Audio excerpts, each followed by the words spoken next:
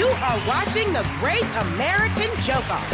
Tonight's show features top comedians Joe List, Mark Norman, Chanel Ali, Reese James, Glenn Moore, Ismael Lupi, and I'm Dulce Sloan. Let the joking begin. Welcome to the Great American Joke-Off, the show that's just about the jokes. Two teams will try to make us laugh in a variety of styles, and the winners are whoever I personally think are the funniest, so start sucking up now. We've got lots of great games for y'all, so let's get started with the game we call You Think That's Bad. This is where our performers compete to outdo each other with tales of woe from their lives, which could be their childhood, relationships, lifestyles, whatever, and I decide who's got the worst life. Okay, who wants to start? My girlfriend says I take mini-golf too seriously. My caddy disagrees. You think that's bad? I'm trying to look less creepy, and I still look like a meerkat gynecologist. You think that's bad? When I was 8 years old, my uncle, who's 4 years older than me, babysat me. I went to the bathroom, I was coming up the hallway, and he took, like, an aerosol can and a lighter, and he shot a fireball at my face. The old shoot fire at the child you're babysitting routine. You think that's bad? The other day I had to ask a bigger guy to help me get the lid off my protein powder. You think that's bad? I'm a Muslim, and everybody hates us. India hates us, China hates us. That's everybody. That is most people. 3 billion human beings. You think that's bad? For the last 2 weeks, a lot of white people have been congratulating me for being the current host of this show. Sorry about that. We're here at the same time, and they still can't tell us apart. You think that's bad? I get congratulated all the time for being the girl from Star Wars.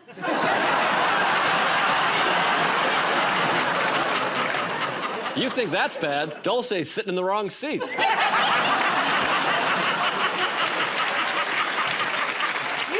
this game.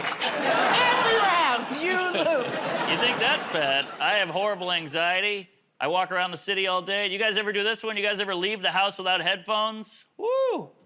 Thoughts are not good. Oh, man. This whole time I thought I loved music. Turns out I just hate my brain. You think that's bad? The other day, I made love to my wife, and she said, would you still want to have sex with me if I gained 400 pounds? And I had to say, I don't even know if it's possible to have sex with a woman that weighs 800 pounds.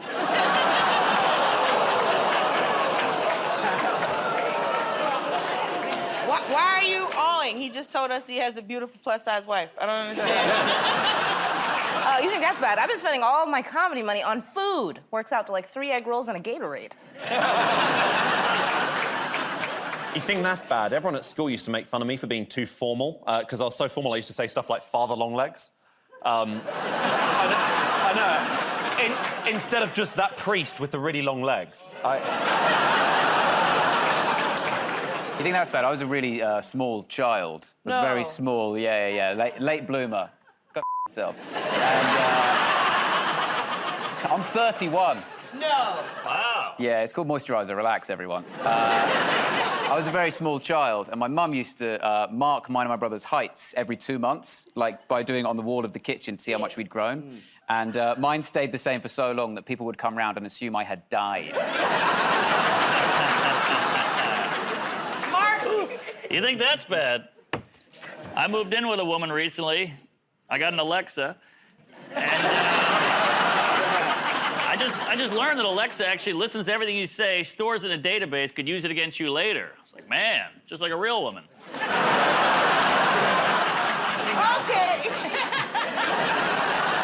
Look, at the end of the round, I think Joe, Chanel, and Glenn, y'all take the win. Now, let's play a game called What, Where, or Who. This is where we give our comedians something you might say in either a location in which to say it in or a person to say it to. So, everyone, your what is stupid things to say, and your where is at a job interview.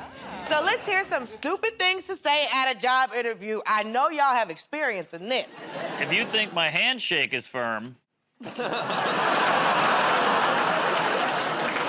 fine. You know, I'm huge on 4chan. My biggest weakness? Probably that I work 2 hours a day. I've only got 2 weaknesses, being vague and another weakness. I like to work from home. Could I live here? Hey, how many Me Too's do we get a year? Do you know who my father is? Because he's not responding to my texts. I've got to ask you, what's your least favorite race?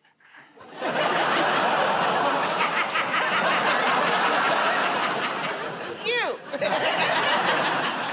Why would I make a great policeman? Well, my best friends are a soldier, a construction worker, an American Indian, and a cowboy.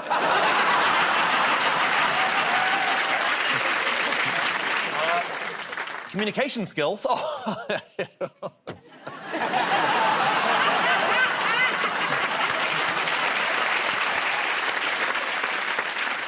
Is everyone who works here as ugly as you?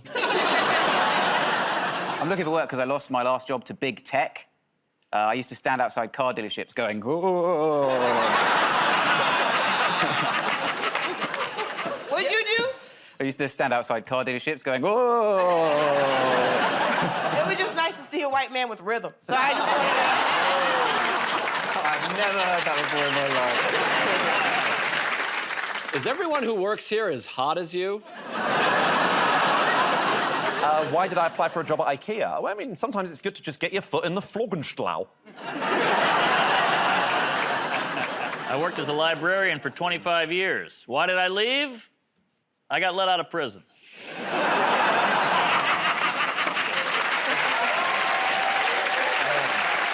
right. I think it's a tie. I can't call a winner on that one. What do y'all think? We're gonna take a short break now. Don't go away. There's more after this.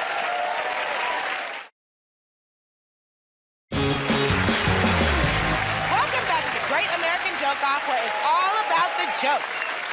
Now let's play a game called Get Up There. 2 people are going to do stand-up, and me, will decide the winner. So let's see which 2 people that's gonna be. Reese and Joe! So you 2 both get up there and do stand-up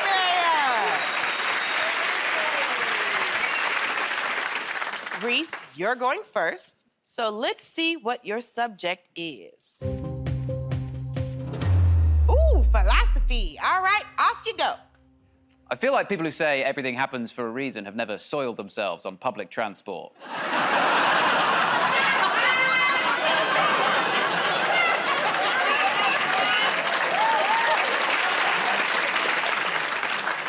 Is that philosophy enough for you? I love these phrases, man. I love these sort of pseudo-philosophical phrases people like to use to justify their life choices. The other day I heard this. I heard someone say, don't have regrets. You mustn't have regrets, because whatever you did was at one point exactly what you wanted. I'm like, so? I'm an idiot. At one point, I sucked on the breast of my own mother. Doesn't mean I don't regret New Year's Eve 2012. People change, man. People grow up. I'm 31. Another one said, life is about the journey, not the destination. And I was like, obviously. The destination is death. Otherwise, that just says life is about death. And that's a little bit heavy for your guest room, if you ask me. But the worst philosophical thing for me is karma. The way people use karma all the time to justify their lives. Going, yeah, I believe in karma. I live my life by karma because I believe if you do good things will happen to you. So that's why I do good things, so that good things will happen to me. I think, well, then you're a piece of trash, OK? How about just do good things, for God's sake? Who lives their life like that? Constantly looking back, analysing, seeing if their good deed paid off, they got something good in return. You know, who's getting a promotion at work thinking, oh, that because I gave that bad old pair of shoes to charity last week? You know, who's getting a job thinking, oh, that because I helped that old lady cross the street? That's not karma. That's just a very grateful old lady. All right? They are different things. Thank you, Reese. Joe, let's see what you're doing. Okay, Joe, your subject is leisure. Ooh, take it away. All right. Well, I love leisure. I'm a stand-up comedian. I travel all over the country and world, but the show is only like an hour long, so you gotta kill the whole day. So recently I did a show at the Mall of America in Minnesota, and they have a roller coaster at the Mall of America. Now, I'm a fun guy. You guys can probably tell from the show. So I wanted to ride the roller coaster, but the roller coaster seats 4 across, and when you're by yourself, they put you with a group of 3. And my group of 3 was 3 10-year-old boys. They're like, you're with these kids. First of all, I felt weird riding it alone, but I'm like, I don't want to ride with 3 children. I already felt like a weirdo. But I had to, because you can't back out at that moment either. I can't be like, oh, I can't sit with children. Never mind. You know what I mean? That's a red flag. They're gonna be like, what's up with this guy? Why can't he sit with children? You can't go too big either. You can't be like, yeah, woo, you know? I had to split the difference. I had to be like, you got it, sure. So then I sat with the kids, and you've been on roller coaster. They see you, you're like right next to each other, like our legs are touching, and I'm like, should I say hello to them? Should I be like, hey, what's up, guys? All right. But I don't want to like freak them out, like stranger danger, you know? So I didn't want to do that, but it also feels psychotic to just stare straight ahead and not say anything. So once again, I had to split the difference. So I hugged one and gave the other one a noogie. I felt like that was... So I rode the roller coaster, didn't even enjoy it because I was so anxious. Then I got off the roller coaster. They take a photo of you while you're on the roller coaster. Then they try to sell it to you. They're like, would you like to buy a photo of your experience? And I was like, you know what? I think I'll pass on the photo. Feels a little inappropriate to be like, yeah, let me get an 8x10 of me and the boys. I want to remember these children forever. Do you have any wallet sizes? That's it for me. Thank you, guys. Appreciate it. Thank you. I'm giving that to Joe. Both of you come and sit back down. Now let's keep moving with the game called That Reminds Me. I'm going to ask a performer to start talking about any subject. When they're done, everyone else can take turns to jump in and say, that reminds me, and do their own bits, based on any thought that's triggered. So, who wants to start?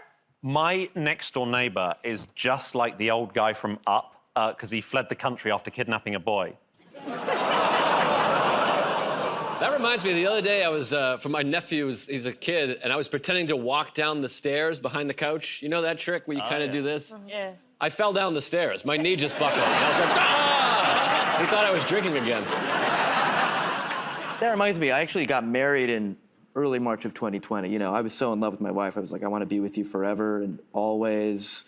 I want you always in my line of sight. And then this laboratory in China was like, we can make that happen. That reminds me, if you're on a train and the ticket inspector is coming round and you put in headphones and pretend to be asleep, they have to touch you. That reminds me, there was a guy I used to live with who used to have knuckle tattoos, and they said hate and inbreeding. That reminds me, I saw a guy with a tattoo that said, only God will judge me, and I thought, that's not true. That reminds me, my wife is no good at karate, but you should see her box.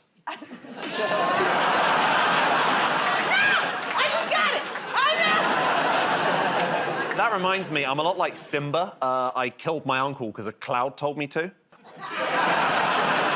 That reminds me, the first time I had sex, I said, look, no hands. Yes. He didn't have hands? She didn't have hands, but, you know, I don't think that should rule her out for intercourse. All right, that reminds me, we've heard enough. Oh, hallelujah. Everyone made me laugh, but I think Glenn's kind of stupid, so his team wins. Don't go away. We'll be back with more of the Great of American Joke Off after this.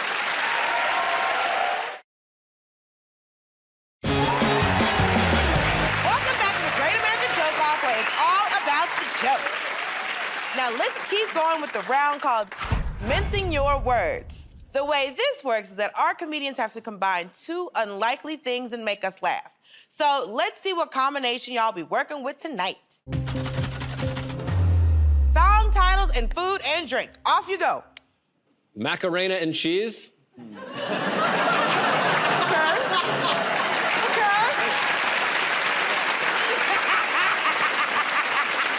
Somebody that I used to know could be hot toddy that I used to blow.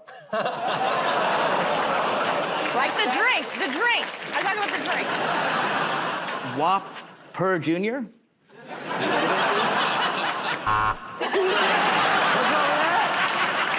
I'm not even supposed to use that this round. Ben and Jerry's Missy Elliott promotion. Get your free cone.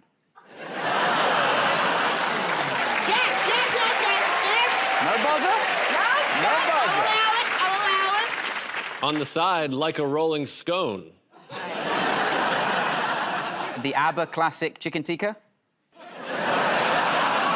ABBA were the absolute masters of this because they had Knowing Meat, Knowing You, Honey, Honey, Honey, and then they had The Dinner Takes It All. They just had the whole shebang. If I knew ABBA songs, I would be laughing very hard right now. Live and let dietary requirements ruin what could have been a lovely dinner party, Steve. I can't get no allergic reaction.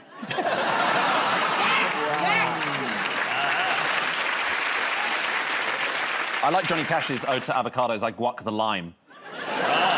And don't forget Onion Ring of Fire. Yes. Now, guys, let's keep it simple. How about hit me, baby, one more time, infuse Mediterranean vegetables with a garlic jus and a vintage Chardonnay. Well done, all of you. I thought that Joe, Chanel, and Glenn were the funniest. The next game is called Sex with Me. So, I need you all to go to your zones of innuendo. You're gonna be competing to come up with the funniest innuendos based on the phrase, sex with me is like. So comedians, let's see what you're comparing your sex to. Okay, so that sex with me is like household chores. Sex with me is like household chores. My mom usually helps out. Damn, up front. Sex with me is like household chores. I'm so bad at it, my girlfriend had to hire a professional. Sex with me is like household chores. Take laundry, for example. It starts out dirty, gets wet, then there's shrinkage. Sex with me is like household chores. If you tag in your brother, I'll give you both more allowance. Sex with me is like household chores. None of my housemates will do it, even though I've drawn up this rota. Sex with me is like household chores. You're just faking it so you can get paid. Sex with me is like household chores. Whenever I do it, my dog gets excited and tries to help. Sex with me is like household chores. I have bleached my anus. Okay,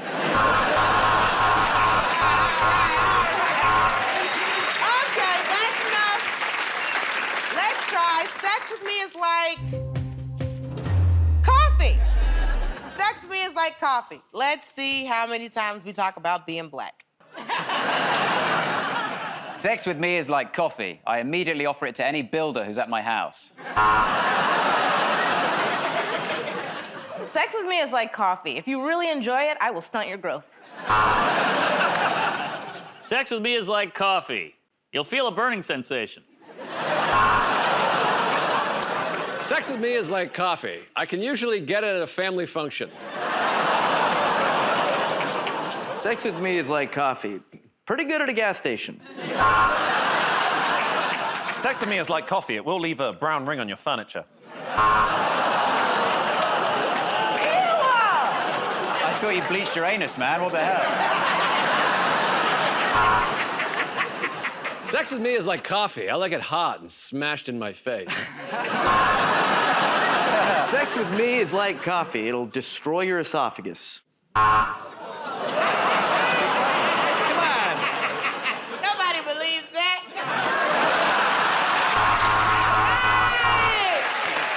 And the winners of that round are Mark, Reese, and Ishmael.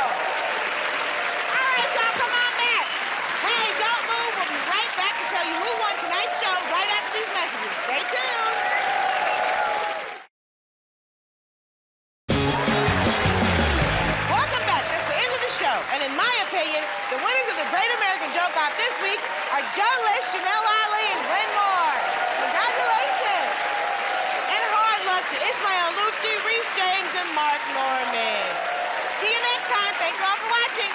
Bye!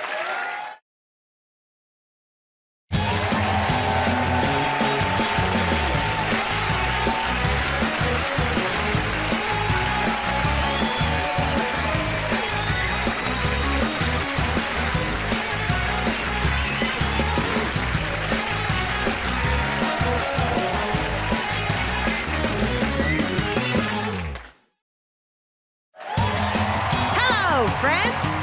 You're watching The Great American Joke Off.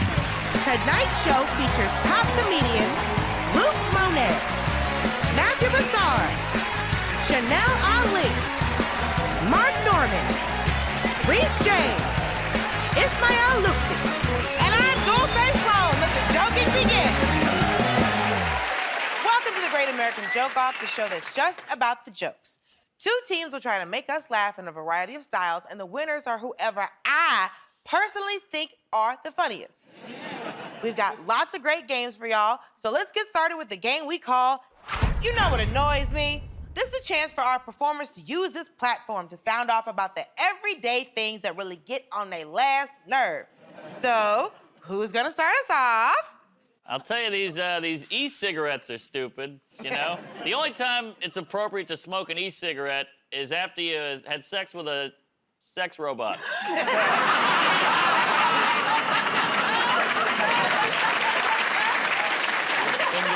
You know what annoys me is Zoom meetings, because I'm always late to them. It's my own apartment. What excuse can you make? Hey, sorry I was late. I don't respect you. That's it. You know what annoys me is when actors on a TV show start directing and producing that same exact TV show. I'm sorry, can we actually go to camera 4 for this one? Let's go. Let's go back to camera 4. Everybody, places, okay, rolling, action. You know what annoys me is when...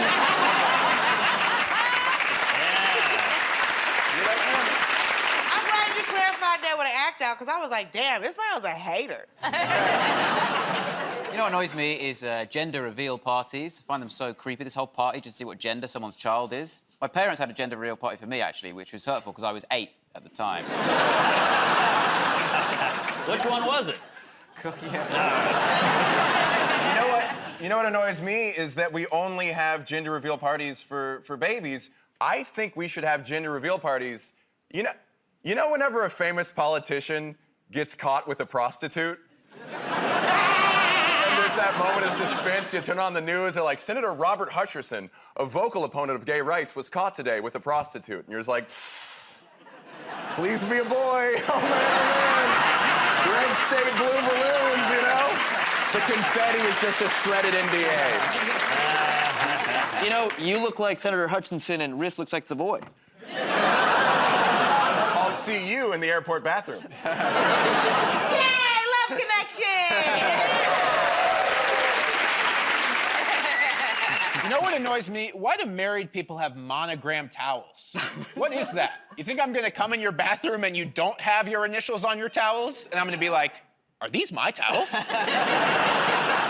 towels? I'm taking these. You know what annoys me? They let you pick your seat on an airplane. I'd rather pick who I'm sitting next to. I don't really care where I am on the plane. I'm worried about who I'm gonna be conversing with for 5 hours. You know, they should make it more like a dating app. Obese Nazi with a service dog, swipe left.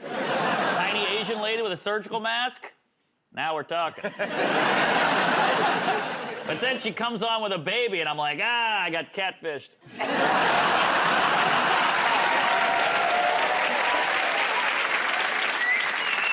You know, I started comedy in Philadelphia, and I'm a storyteller comedian, so there was buzz about me. People were like, this girl, she's like a young female Bill Cosby. Now nobody ever brings it up.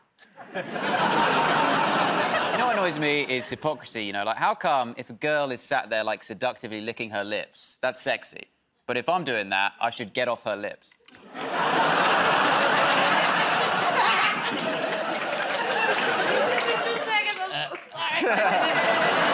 You know what annoys me? You ladies on the dating apps. You're all a bunch of height supremacists.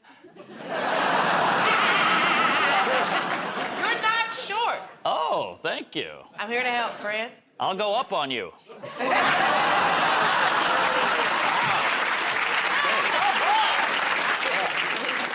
the nicest thing he's ever said to me. And I've known him for 10 years. You know what annoys me? That the Riddler is still a man. It's 2022. The Riddler is a villain who tortures his victims by making them solve puzzles he already knows the answer to. I think a woman is more qualified for that role. Come on! Lady Riddler! She would crush it just playing mind games with Batman. Like, if you want to save Gotham, you have 9 hours to figure out why I'm mad at you.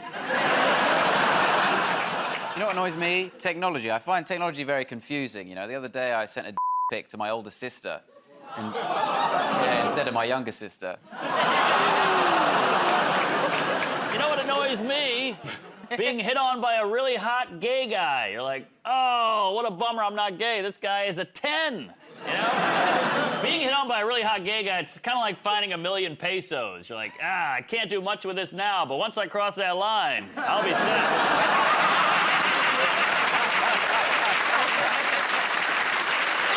Thank you very much. I think the winner of that round was Mark Norman, so we're giving it to Steve.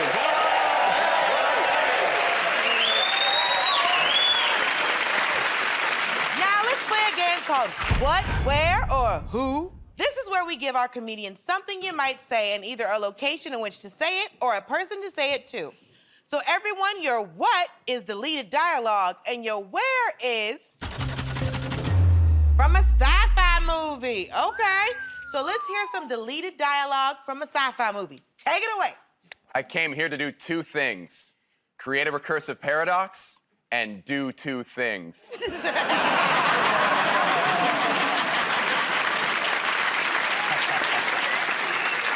Oh my God, the amulet has come to life. You know what this means? Our table at TGI's is ready.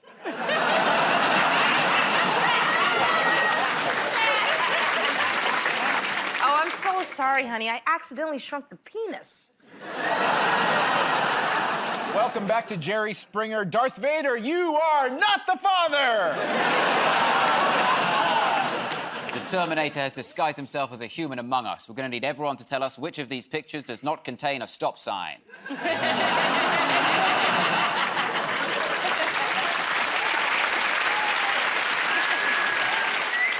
Oh no, it's the thing.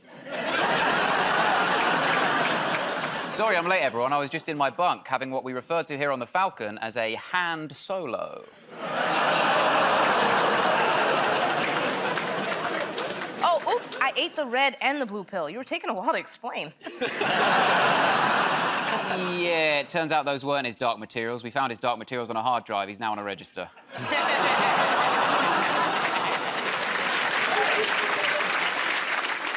Isn't it weird we have laser beams and lightsabers, but no smartphones?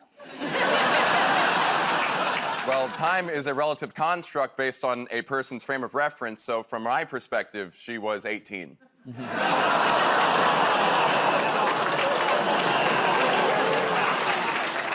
Welcome to Earth, and keep my wife's name out your Right.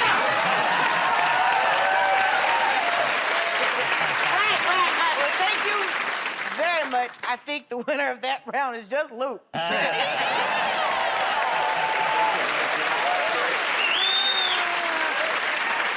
go away. We'll be back with more of the Great American Joke Off right after this.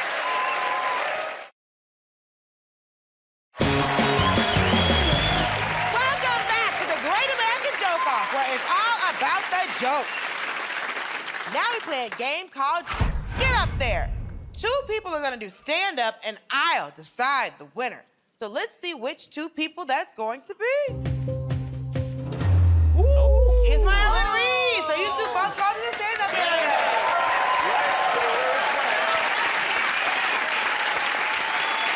All right, Ismael, you're going first. So let's see what your subject is. Politicians. Okay, off you go. Actually, I love watching politicians do politics, like give speeches. It's great because they go up there and they wiggle their thumbs and they're performers, you know? and we're performers, and they're worse. None of them could do this. If Joe Biden was here right now, he would fart and die. Like, he could, you know what I mean? This is a lot of pressure. At least it's fun to watch, though. Like, most politicians are boring as hell. They have the worst speeches. And here's the interesting thing, is that they have writers that are apparently the smartest people in the world. You know, there's these guys from Yale and Harvard writing their trash speeches. Like, Yale had nothing to do with this set right now. You know what I mean? this... Hey, there we go. Yeah. Good for him. They write this trash, and it's not even original, right? Like every politician has the same line. They all go, it doesn't matter your race or religion, your color or creed. Who has a creed? Like, who has had a creed since, like, 1520? Nobody. And yet every politician's like, I gotta hit every demographic, gay people, Latinos, Knights Templar, Franciscan monks, everybody. Like, there are more members of the band Creed than Americans who live by a creed. All right, that's it. Thank you very much. That's my set. Thank you. Thank you, Ismael. Woo. Reese, let's see what you're doing. Relationships. Ooh, this is gonna be interesting. I'm in a relationship. We first bonded over our shared creed.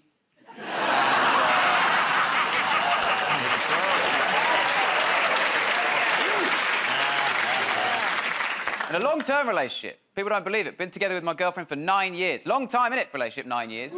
Yeah, you got to keep it fresh. You got to keep it exciting. Keep that spark alive. Keep the spice going.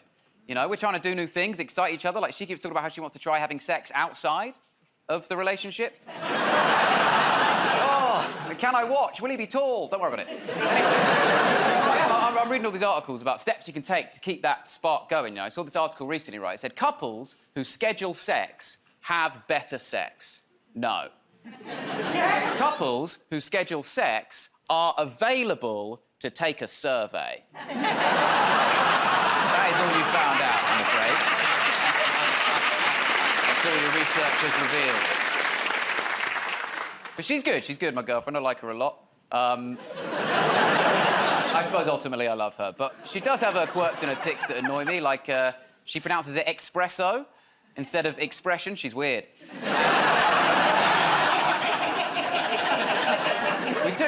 We took the next step in our relationship recently. I'm joking. I'm still not letting her do that.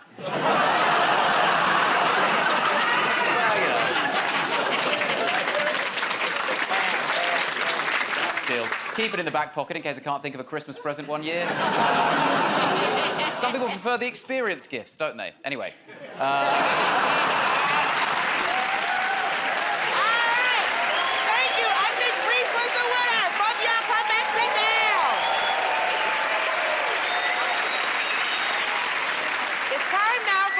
Called If You Catch My Drift. Oh, okay. I'll give an everyday location, and our performers have to suggest perfectly innocent things you might say that suddenly sound naughty if you add the words, if you catch my drift. So, comedians, your scenario is a shoe store. Oh, no. Oh, my foot isn't the only thing that arches, if you catch my drift.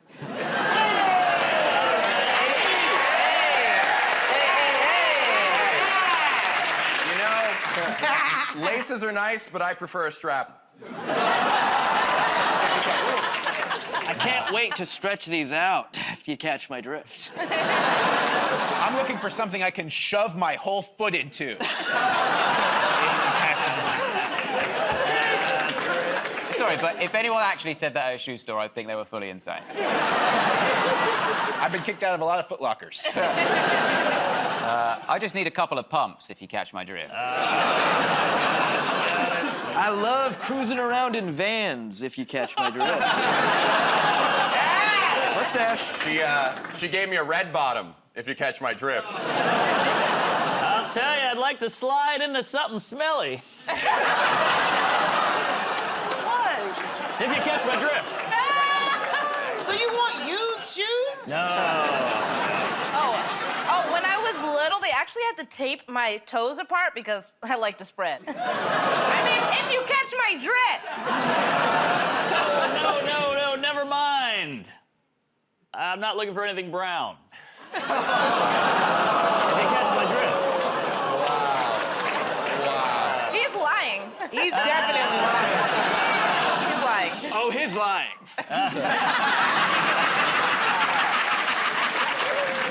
If I'm going to get in there, you're going to have to give me the horn if you catch my drift. All right. I'm giving the round to Matthew, Mark, and Ismael. Don't go away. We'll be back with more from the Great American Joke Off right after this.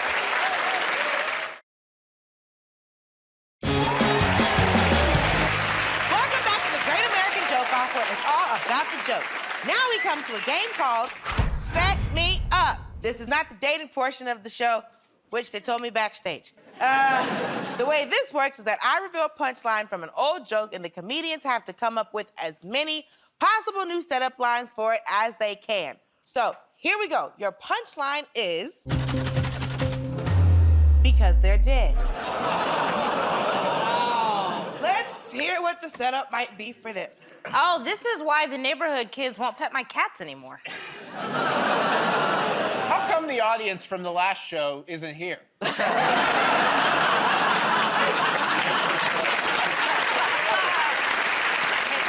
How come there's fewer and fewer anti-vaxxers?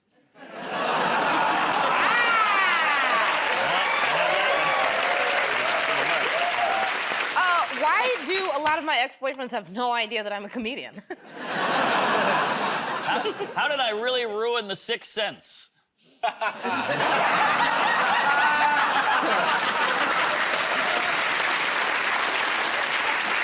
Matthew? Why is Schrodinger's cat still alive?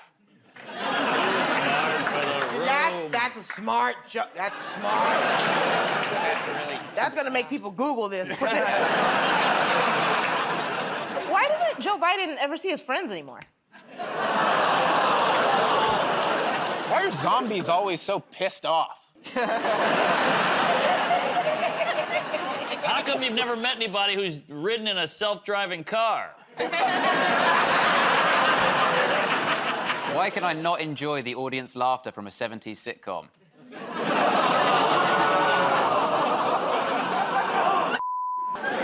Also, 90s porn. There's laughter in 90s porn? No, just enjoying 90s. There are gags.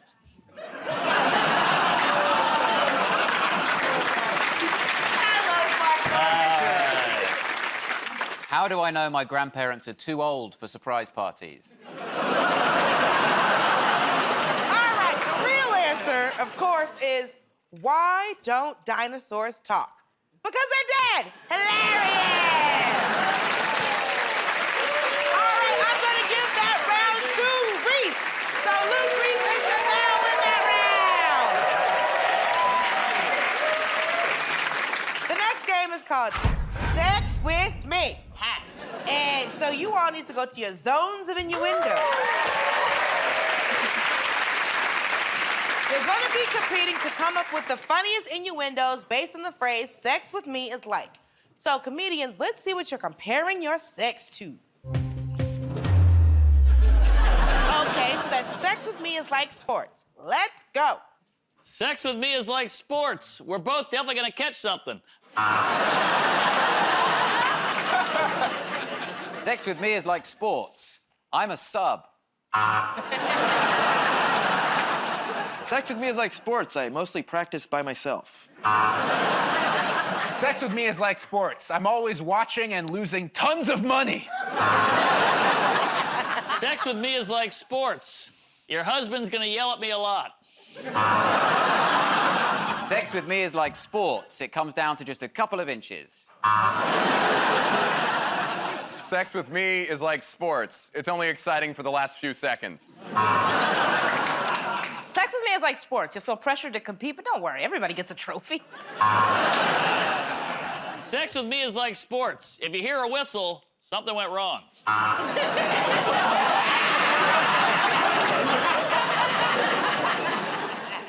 Sex with me is like sports. I'm always saying the phrase, "Coach, put me in."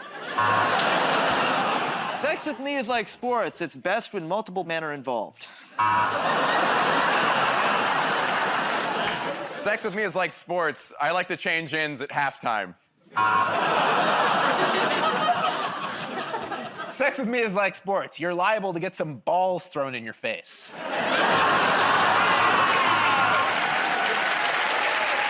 The winners of that round were Matthew, Mark, and Ismael. Come on, Matt. Hey, don't move. I'm back to tell you who won tonight's show right after these messages. Stay tuned.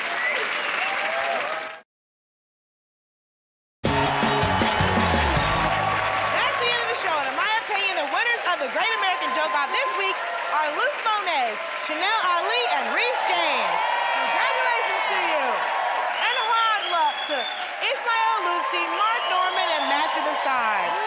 See you next time. Thank you for watching. Bye.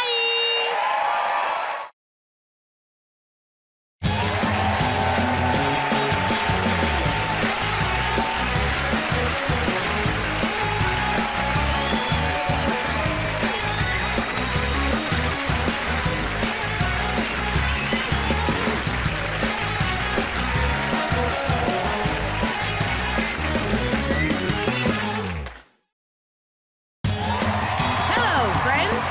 You are watching The Great American Joke Off.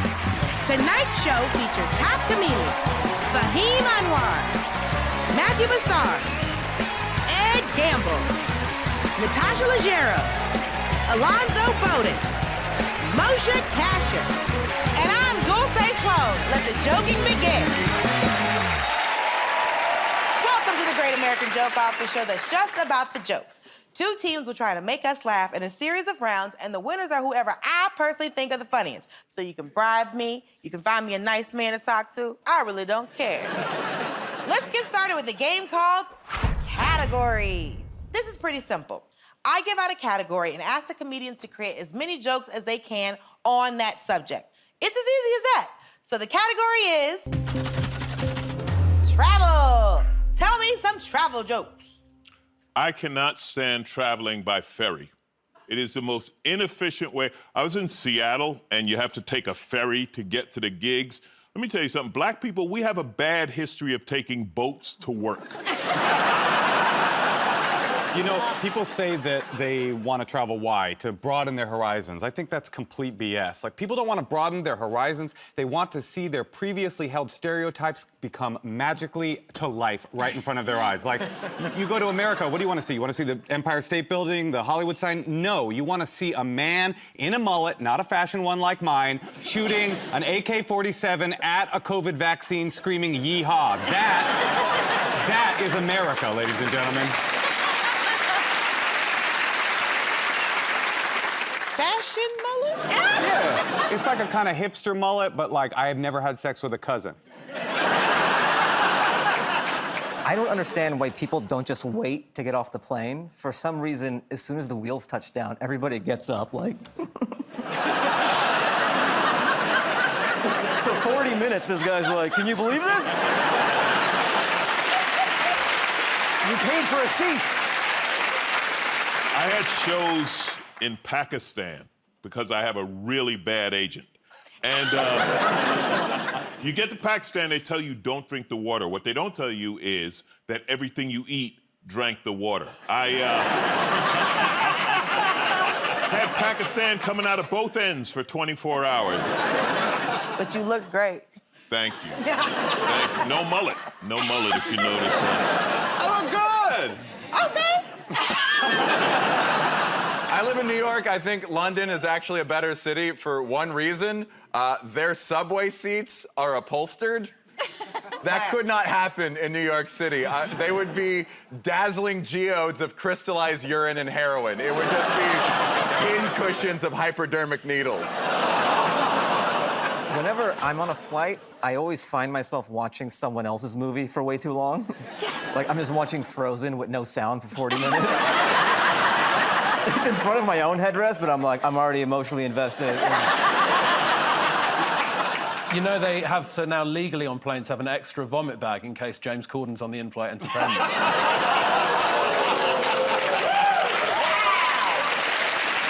you're not doing that show. That's what you decided. I will not be on the Late Late Show with James Corden. He's quit now. I don't give a. I'm from Rockford, Illinois. It's a little place in the middle of the country. See, no one applauded. There are many ways to get there. Plane, train, car. But the most popular way to get there is by lack of ambition. I did comedy in Greenland because I got a lousy agent. I'm telling you. You know what it's like to be black in Greenland? They'll say first thing, soon as I get there, I gotta tag the other brother, tell him he can leave. I walk outside, polar bears are looking at me like, chocolate. I have trouble going abroad because everyone assumes I was a Trump guy just because I look like all of his sons combined. It's refreshing for me to be on a panel where I'm not the most white-looking guy. Thank you. I've never seen white guys compete to be less white. All right,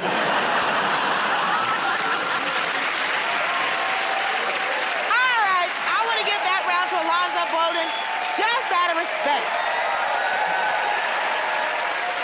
Now let's play a game called What, Where, or Who. This is where we give our comedians something you might say in either a location in which to say it or a person to say it to. So everyone, your what is weird things to hear, and your where is a commercial. So let's hear some weird commercials. Take it away. I lost 80 pounds. Thanks, tapeworms. Now with new lip-plumping technology, pants. Metamucil, get your together. Come on down to the monster truck rally. We've gone completely electric. Side effects include random screaming, headaches, and fatigue!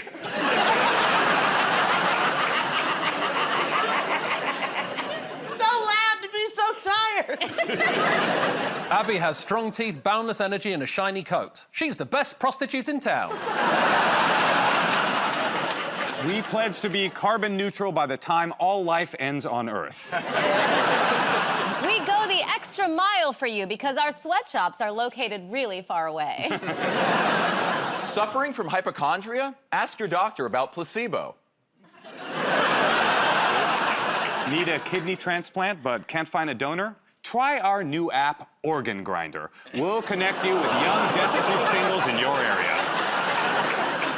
There's now a free gift at the bottom of every box of Frosties. Type 2 diabetes. Is your daughter dating a black man? Try Alabama. It happens there, too. For just the price of your morning coffee, you can have another cup of coffee every morning.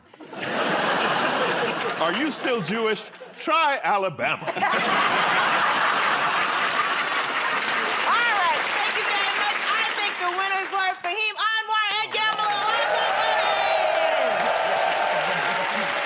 Stay with us. We'll be back with more of the Great American Joke Off right after this.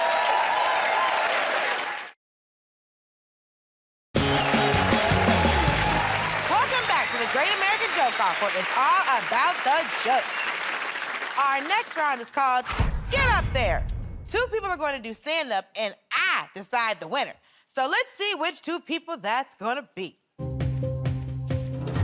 Matthew and Fahim. Oh. They all get up there.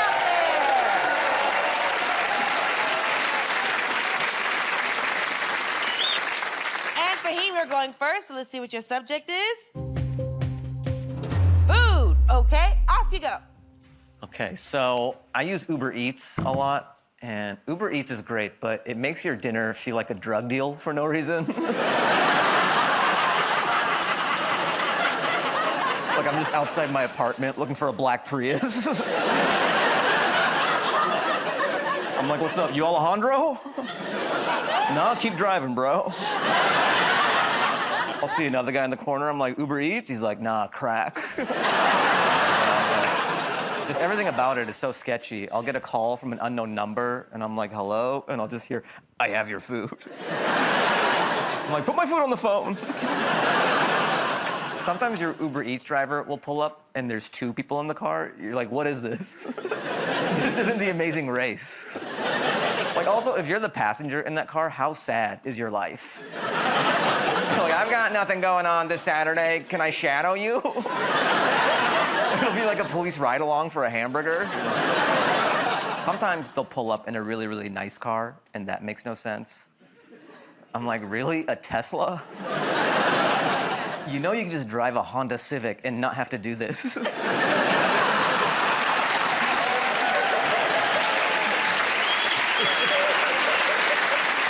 Like, you shouldn't be handing someone a burrito and then pulling your door down like...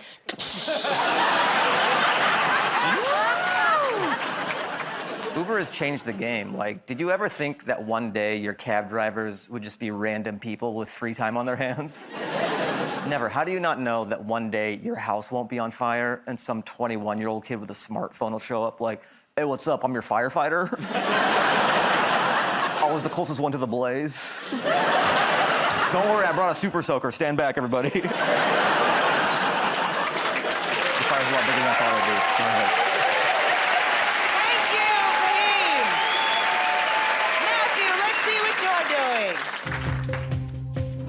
Okay, Matthew, your subject is hobbies. Take it away. So before I met my girlfriend, I was single for 6 years, which is too long to be single as a man because you don't have a woman around to remind you simple things like, hey, stop chewing your fingernails, or mason jars don't double as latrines, like really simple things. And one of the stranger hobbies I picked up was I started making little clay sculptures of Pokemon. And here's the weird part, because that's not already. The weird part is they're pretty good. And if that sounds cocky, just remember what I'm bragging about. Now, the thing that makes it particularly strange is because of the way I look, I don't give off like a nerd vibe. When you meet me and you try to picture my bedroom, you would probably see some like bro-y, fratty, like, I don't know, like an acoustic guitar and a John Mayer poster, right?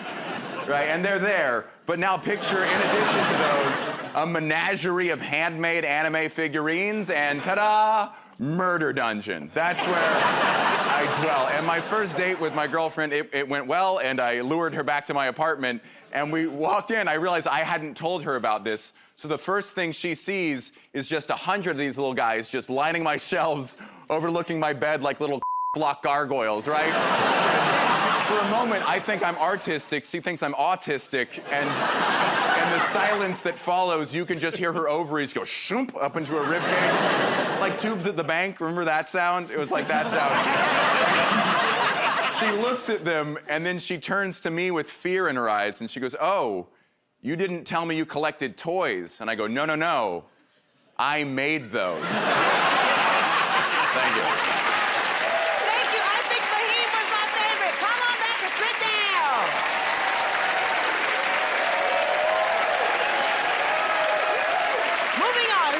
A game called Good News, Bad News. I'll read out a piece of good news and everyone else has to give me some bad news to counter it. So let's see what that good news is. I just made 10 bucks. Okay, so if the good news is I just made 10 bucks, what is the bad news? The bad news is it cost me 12 bucks in gas. The good news is I've just made 10 bucks. The bad news, I thought there'd be more money in my parents' will. The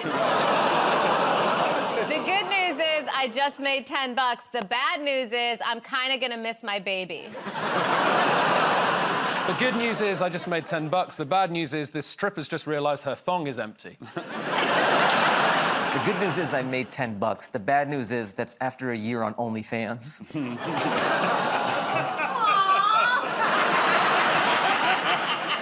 Fahim's is called OnlyFan. And it's my mom. She's like, oh, he's doing it. He's trying. Yeah, he's trying. The good news is I just made 10 bucks. The bad news is I'm gonna need more blood. The good news is I've just made 10 bucks. The bad news is I owe my pimp $8. You have a pimp? Yeah, he's really cool. Alonzo, say hi. Nothing racist in that joke. Why wasn't Natasha the pimp. Look at her jacket. Yeah, I should be your pimp. Okay, you are, honey. Are we still doing this? I don't know. The good news is I just made $10. The bad news is Moshe's worn out as my hoe. Hey, that was a little racist. Like anybody paid you. Calm down. Hey, when did I become the guy to pick on this show, damn it? Moshe, there's something to really grab onto on the back. Hey, there's only one person here who doesn't me, and that's Natasha. All right. At the end of that game, I'm gonna say it's a tie. Don't go away. We'll be back with more from the Great American Joke Off right after this.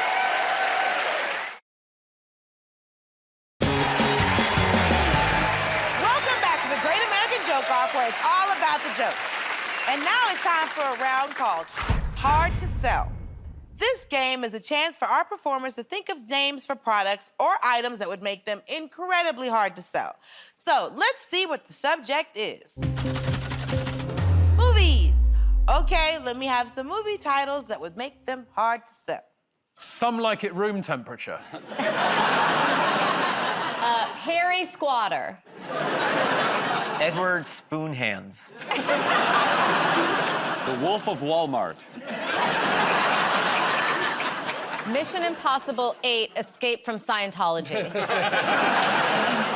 Kramer versus Alien versus Predator. Matrix 1.0, The Matrix in the dial-up era. Movie takes 28 hours to watch.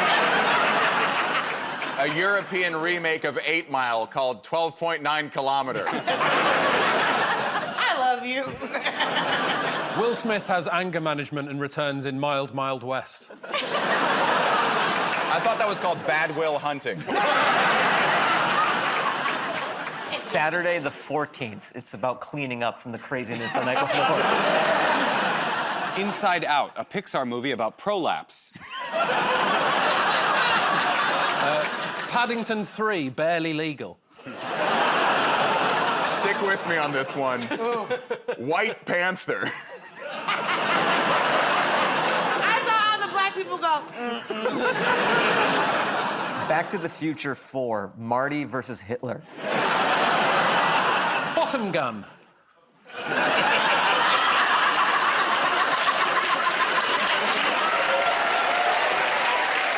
Take the bottom gun and Campbell is the winner.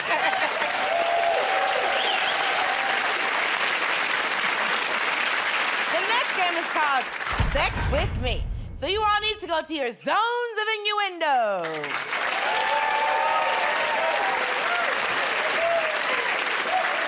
You're going to be competing to come up with the funniest innuendos based on the phrase, sex with me is like. So, comedians, let's see what you're comparing your sex to. Doing laundry. Okay, so that sex with me is like doing laundry. Let's go. Sex with me is like doing laundry. What's up with that one sock?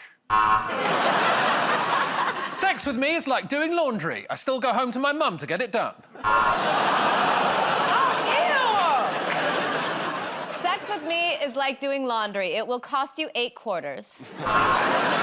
Sex with me is like doing laundry. It smells better once it's done. Sex with me is like doing laundry. Toward the end, you're gonna get dry.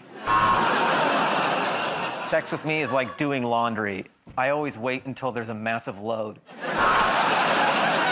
Sex with me is like laundry. If I put it off for too long, my girlfriend takes care of it herself. Sex with me is like doing laundry. I go in too hot and everything shrinks. Sex with me is like doing laundry. I do it hanging from the clothesline in the backyard. Sex with me is like doing laundry. You may have to add bounce. Sex with me is like doing laundry. I don't see a problem with mixing whites and coloreds. They're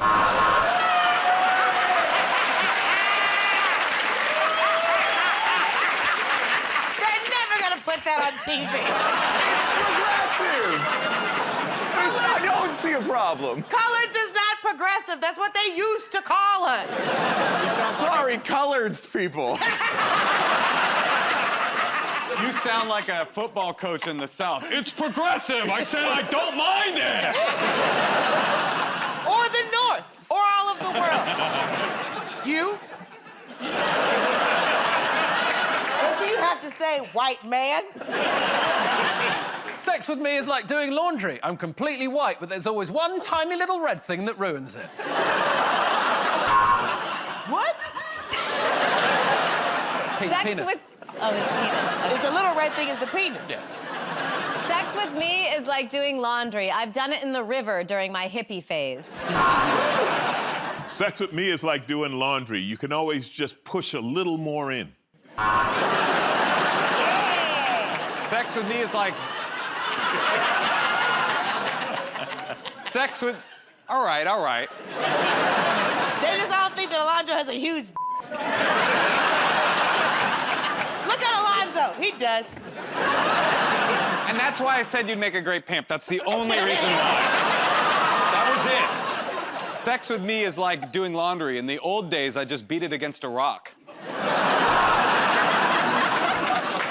Sex with me is like doing laundry. My maid taught me how to do it when I was a kid.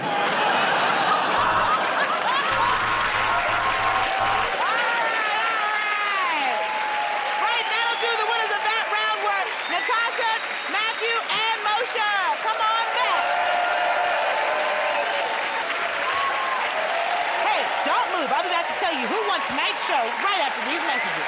Mwah!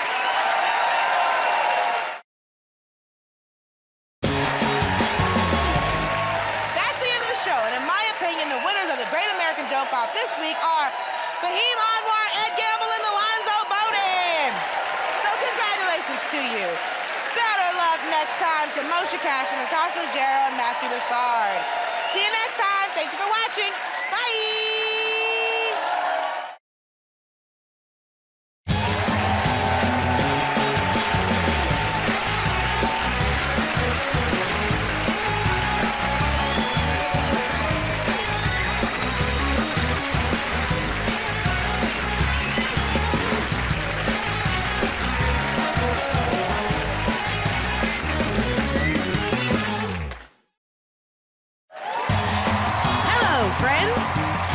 Watching the Great American Joke Off.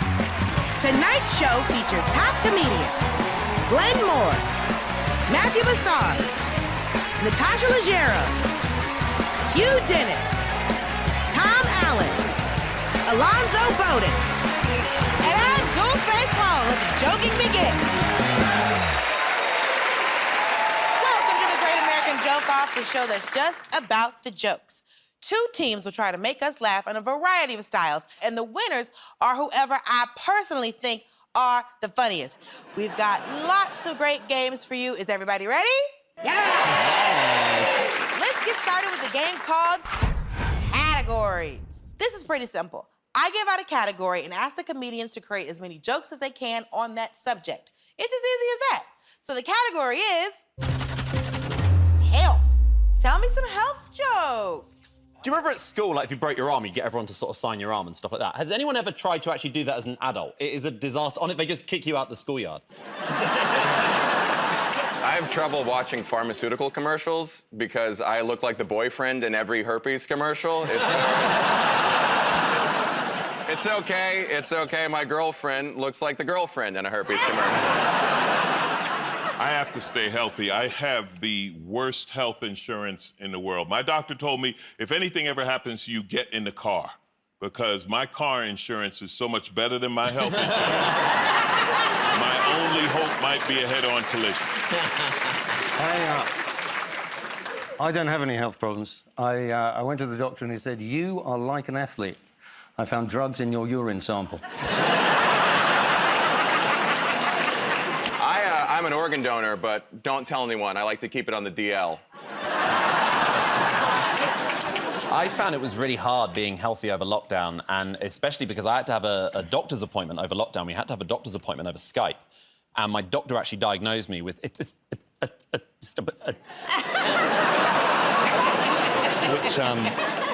which was really difficult for me to hear. I'm not sure how it works in America, but in England we have the NHS. I think in America it's called GoFundMe. Is that what it's called?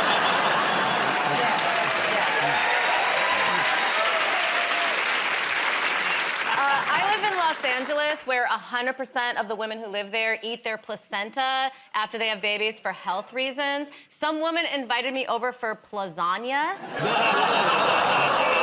Okay, if you're gonna serve people something that comes out of your vagina, don't make it a dish with layers of cheese. At the most, I would vape my placenta. Maybe air fry it.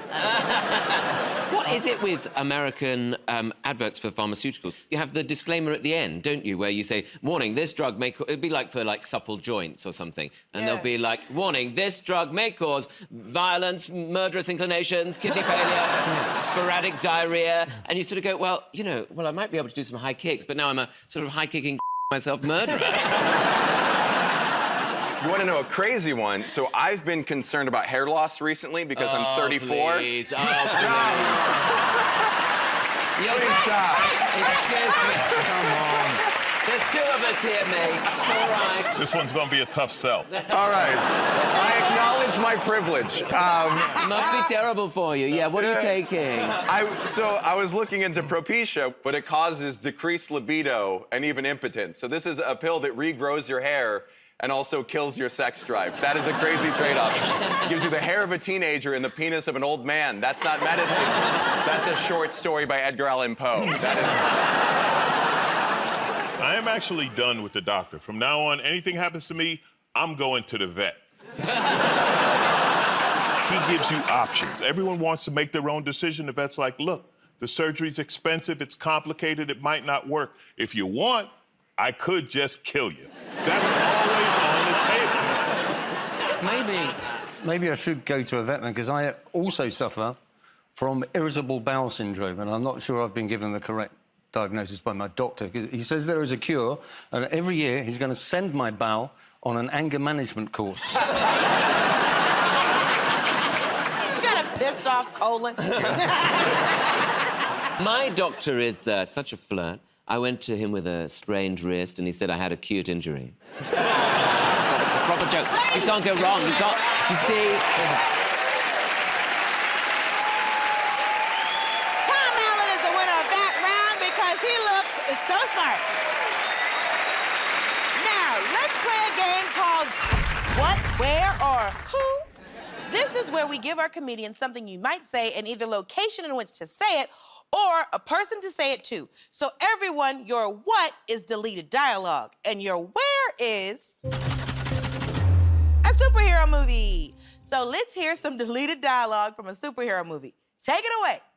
I'm the first gay James Bond. I'm not called 007, I'm called Ooh, 7.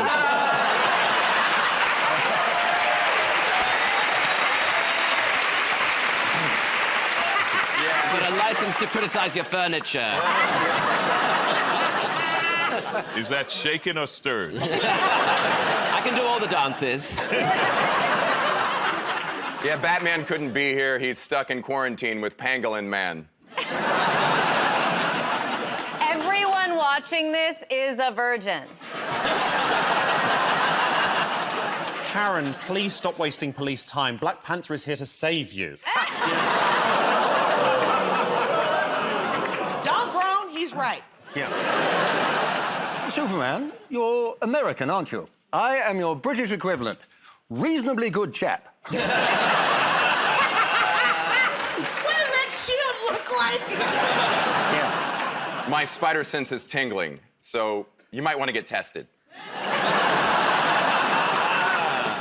That horrible scream? No, no one's suffering. Wolverine just finished and he's wiping.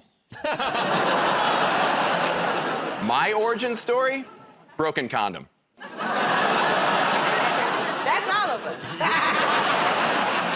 Do we have to go to the multiverse today? I have so much laundry. Spider-Man is dead, and so is Flyman. Swallowed by the wasn't old lady woman. Oh, no. You found my one weakness. My incredibly tender balls. That's every man. Oh no, it's Spider-Man. Quick, grab a cup and a piece of paper and we can throw him out the window. I don't understand it all. Don't understand it at all. Oh no, it's Catwoman. Get a laser pen and distract her. Children's films, isn't it? Really. But I would be an excellent baddie in one if anybody wants to cast me. But Tom, I feel like if you're a supervillain, you'd open up your double-breasted jacket and underneath it is just another double-breasted jacket. It is important that the Avengers do not make mistakes. I need to know who was responsible. Was it you, cluster? All right,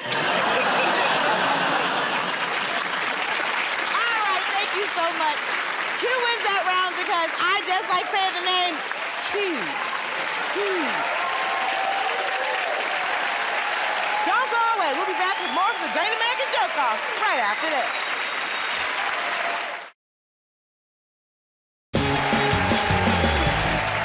Welcome back to the Great American Joke Off, where it's all about the jokes.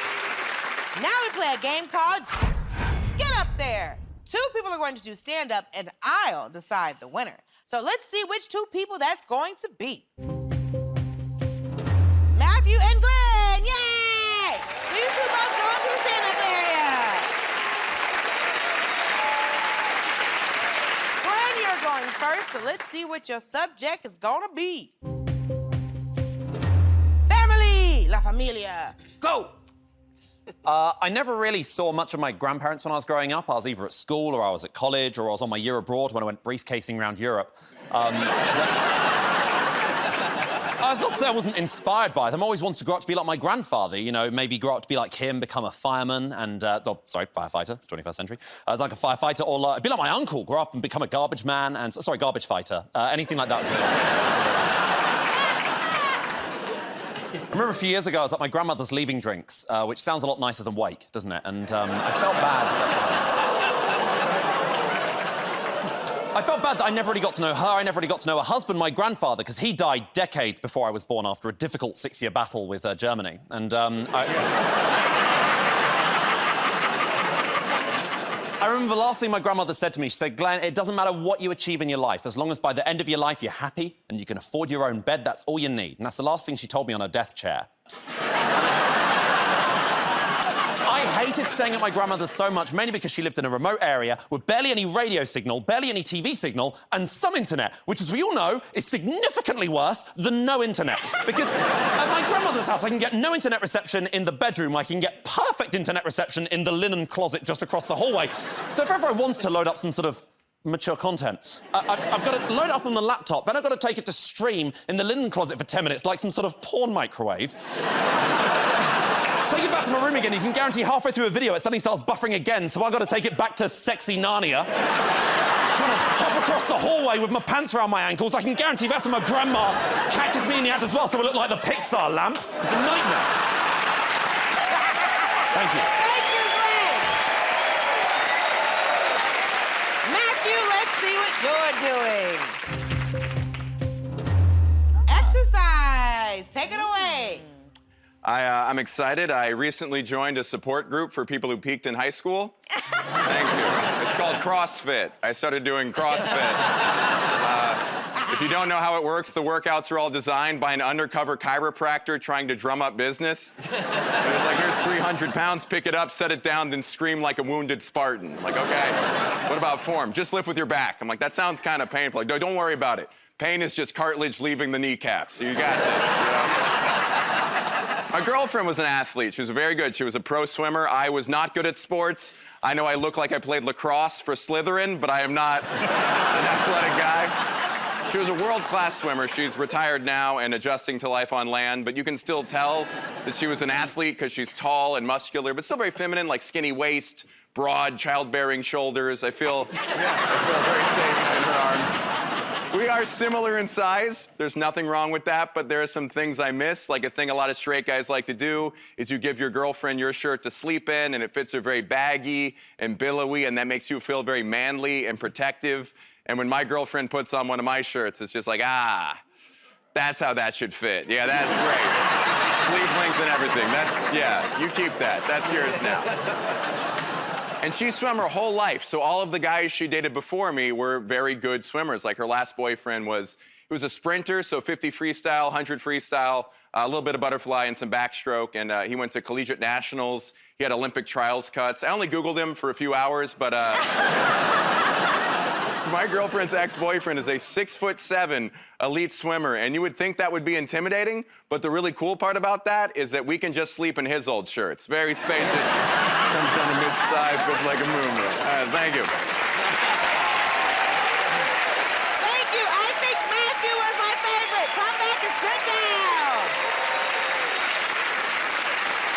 Let's keep going with a round called Mincing Your Words. The way this works is that our comedians have to combine two unlikely things and make us laugh. So, let's see what combination you'll be working with tonight. Okay, celebrities and desserts? Off you go. Dulce de leche. That's my name! Robert Brownie Jr. Probably my favorite rapper is Kendrick Lamar's Pan. Chirama Susan Sarandon. Okay, Cold Stone Steve Austin.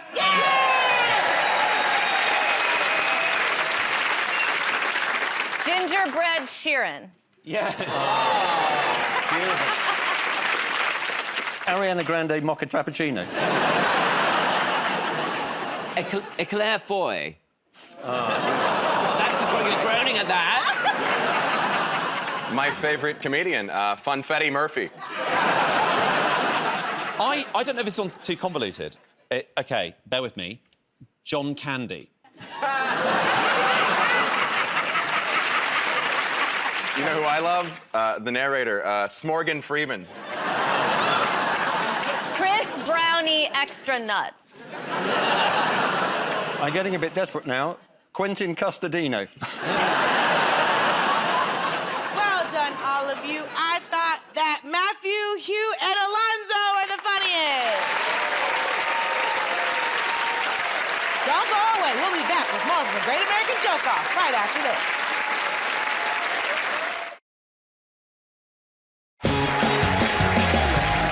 Welcome back to the Great American Joke Off, where it's all about the jokes. Now we play a game called You Think That's Bad? This is where performers compete to outdo each other with tales of woe from their lives, which could be their childhood, relationships, lifestyle, whatever. And I decide who's got the worst life. Okay, who wants to start? I used to date a substitute teacher, and it was the worst. Honestly, the sex was really hard work. And then on the last day of term, she'd just wheel out a big television and we just watch porn. You think that's bad? Everyone's into older women. At my age, I don't get a cougar, I get a saber tooth. You think that's bad? My brother lives in a van that he put an address on. He doesn't have a TV, so he won't be watching this. Do you think this is bad? My parents told me when I was a baby I didn't suck my thumb, and I was like, oh, I must have been a really advanced baby. And they went, no, you just sucked all your other fingers. So I must have just been a baby sat there going...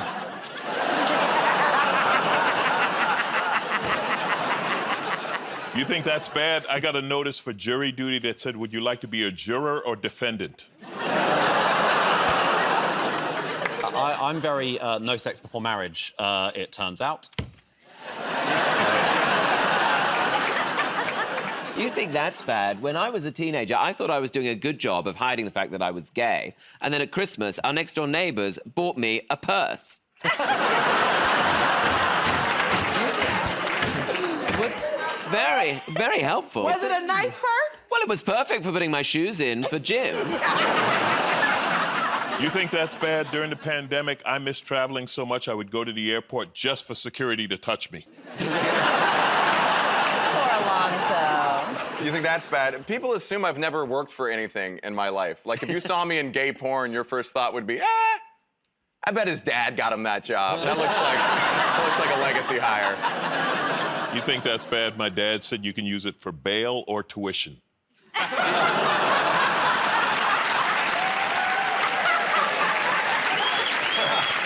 done, all of you. I want to make the winner that round, Alonzo, because I like him the best. And now we come to a round we call Celebrity Pickup Lines. So make your way over to your pickup area.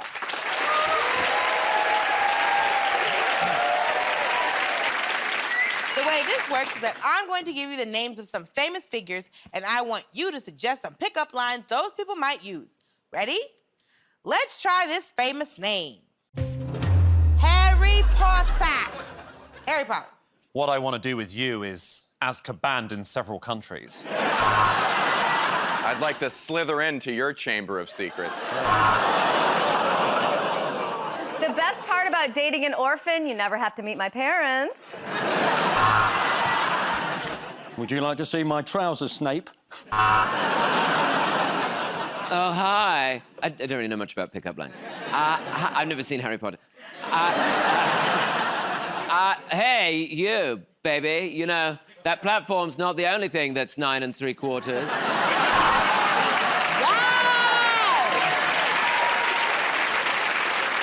Hey, baby, this is the 5th movie. I'm finally 18. Is your name Neville? Because I long for your bottom. Hey, baby, are you the snitch? Because I'm trying to score with you.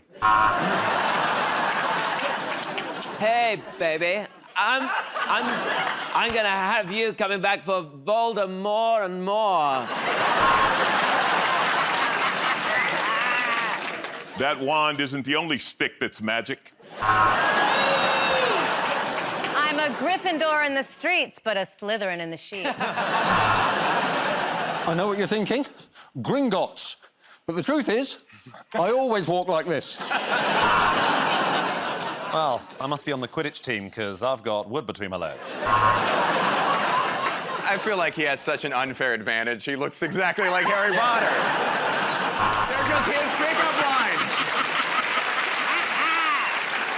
Hey, once you go muggle, everything else is a struggle. Hey, baby, are you a parcel tongue? Because my snake wants to speak to you. Wow, I've had a lot of English actors in me.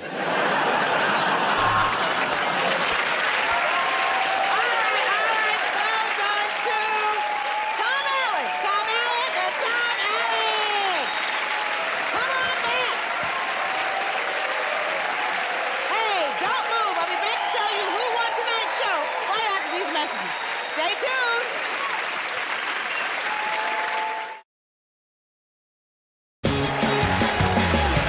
Welcome back. That's the end of the show, and in my opinion, the winners of the Great American Joke-Off are Glenn Moore, Natasha Leggero, and Tom Allen.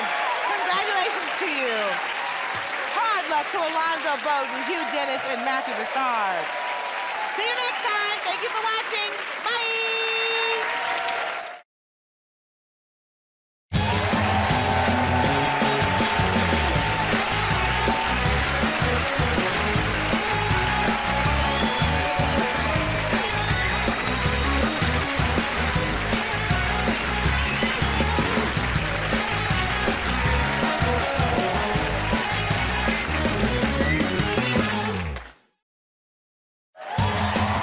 Friends, you are watching The Great American Joke-Off. Tonight's show features top comedians Fahim Anwar, Moshe Kasher, Ed Gamble, Reese James, Natasha Leggero, Milton Jones, and I'm Ghostface Home. Let the joking begin. Welcome to The Great American Joke-Off, the show that's just about the jokes. Two teams will try to make us laugh in a variety of rounds, and the winners are whoever I personally think are the funniest. So you can bribe me, you can find me a nice man to talk to. I really don't care. We've got lots of great games for you. Is everybody ready? Ready. Wonderful. Let's start with a game called What, Where, or Who. This is where we give our comedians something you might say in either a location in which to say it or person to say it to. So everyone, your what is weird things to hear, and your where is a cooking show. So tell me some weird things to hear on a cooking show. Take it away. Well, if you don't have extra virgin olive oil, you can always try dirty, dirty slut olive oil.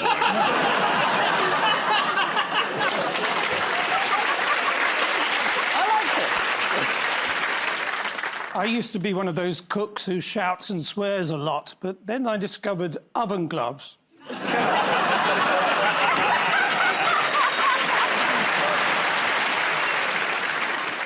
I'm Gordon Ramsay, and all your dishes were wonderful. Oh, that asparagus smells great. And it smelled even better yesterday when I cooked it. This is a recipe passed down by my grandmother, and tasting it, I think she may have been in the early stages of dementia. Coconut oil is an excellent choice, whether you're frying up a chicken or lubing up a stranger. I only have oil-based jokes, ladies and gentlemen. Now, in America, they call these eggplants, but in the UK, we call them chickens. Welcome to the UFC, where we're going to find the ultimate chef. And I came up with this dish, meat surprise, on a trip to Thailand, where things aren't always as they seem. And now basil and rosemary go into the oven, here at the retirement home crematorium.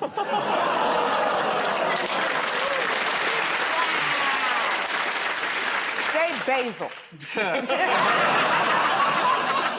Have you noticed how vegans always look miserable in photographs? Probably because they resent saying the word cheese. I'm now going to roast these carrots, you wonky orange bitches. Wonky orange bitches. I do feel that's quite a British insult. For this recipe, you're gonna need a spoon, a belt, and an alley. Welcome back, Paula Deen. Well, listen, we're done. And thanks to wonky orange bitches, Ed Gamble is the winner of that round. Now, let's play a game called You Know What Annoys Me. This is a chance for our performers to use this platform to sound off about the everyday things that really get on their last nerve. So, who's going to start us off? You know what annoys me is people who use the phrase the human experience to talk about just like normal life. Just in case I thought you were talking from the perspective of a horse. You know what annoys me? Virtue signalling white liberals and prejudice. Oh, you know what annoys me? How everyone in Los Angeles is trying to make it. Like, you can walk up to any random person in Hollywood and be like, hey, I'm a big fan. And they'd be like, thank you. You know what annoys me is play-by-play texting. It has gotten out of control. Like, you used to just, like, make a plan, you'd show up, they'd show up, everything was fine. Now it's like, okay, leaving the house now, okay, driving, okay, traffic, okay, well, that took longer than I thought, okay, parking, okay, I have to throw away a bottle, okay, do you know if there's recycling around here? Okay, walking towards you, okay, we're hugging. Enough. See, what annoys me is no one turned up to the first meeting of my sarcasm club, despite loads of people saying how much they were looking forward to it. Oh, I get it. You know what annoys me is people who use the phrase just dropped. They say just dropped, like, oh, my new album just dropped, you know? And people say it about stuff that isn't albums. My friend the other day said it about his new baby.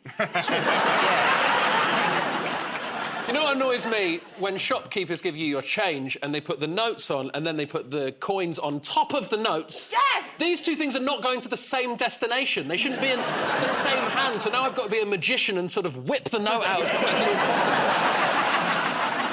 possible. You know what annoys me is Christian rock music. Why? Why? Why would they think that that's music that would compel people to join their religion? If you play it backwards, you can actually hear God screaming, "No! Not in my name!" I mean, they used to have beautiful Christian music. There was Byzantine chanting, there was gospel music. Now it's just like, me and Jesus eat a sandwich! In the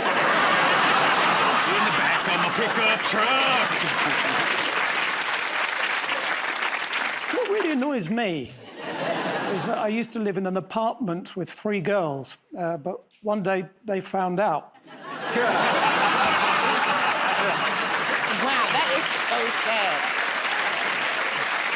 You know what annoys me is when you have concrete plans with someone, it's been in the diary for months, you double, triple check, and not only do they not turn up, you still have to pay for the wedding. You know what annoys me? People who aren't food-focused. Like people, you go over to their house and they say, oh, I think we've got some cookies, I'll just go and check. How do you not know the exact coordinates of every snack in your house at all times? You know what annoys me is when I go to bed every night, Moshe is watching Star Trek. I am drying up at warp speed. I'm about to boldly go to a divorce attorney. You know what annoys me? It's the guy at the airport who never takes his neck pillow off. He looks like a Star Wars senator the whole time. You know what annoys me is people who say you should start your day with an ice-cold shower. It's everywhere now. People say you've got to do this Wim Hof method, start with an ice-cold shower. And the main reason they say it is because apparently it reduces stress. Oh, does it? Listen, you know what I find stressful? Breathless goose pimples and a fully retracted penis. See what annoys me? I was in the park the other day watching an old man feed the birds. And after a while, I thought to myself, I wonder how long he's been dead.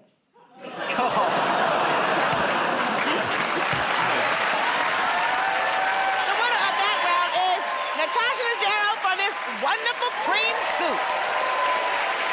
Don't go away. We'll be back with more from the Great American Joke Off right after this.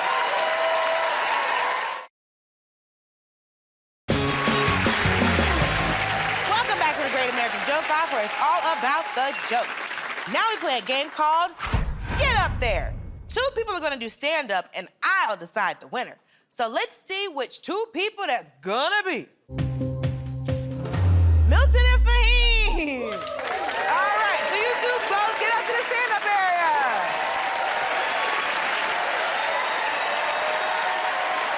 And Fahim, you're going first, so let's see what your subject is.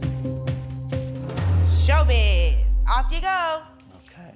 So, I'm a stand-up comedian, but I also act. I'll audition for things in LA, and it's not going very well. I'm getting a lot of one-and-dones. You know, they'll be like, that was great, thanks for coming in. I'm like, really, it didn't feel great. She's like, no, it's so good. Like, their face gets more contorted the more they're lying to you. Like, no, it's so good. You crushed it, please leave, I can't keep this up. I did this one audition for a kids show. It was going out for the role of this hip-hop dance instructor. And so the first part of the audition, there was 2 parts of it. The first part was lines and scenes, and then the second part, they wanted to know you could dance. So I finished the first part, and then the guy looks up at me and he goes, now dance for us. Like, the only way it would have been more belittling is if he bit into a peach. Dance for us.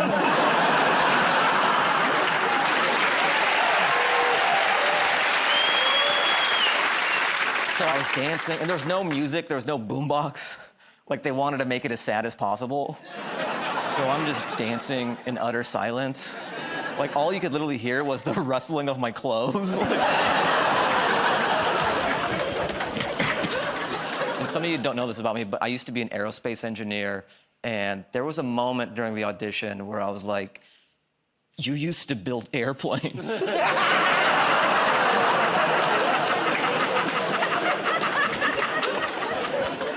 And she was like, that was great. Thanks for coming in. Yeah. Thank you, Fahim. Milton, let's see what you're doing. Okay, Milton, your subject is travel. Take it away. Been doing some traveling recently. Didn't think much of the film on the plane coming back from Australia. Turned out to be a 24-hour animation of a plane traveling from Sydney to London. Whatever you do, don't go and see Time to Destination. All the way across on the plane, my wife was going, why don't you get an upgrade? Why don't you get an upgrade? Took a bit of time, but in the end, I got a better wife.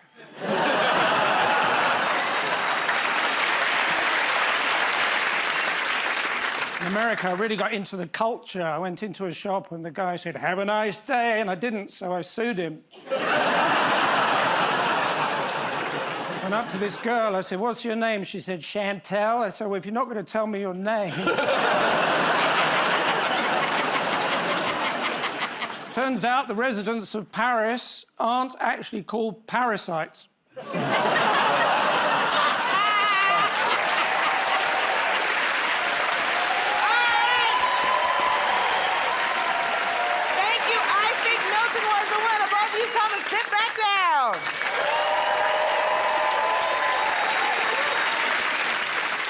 It's now time for a game called If You Catch My Drift.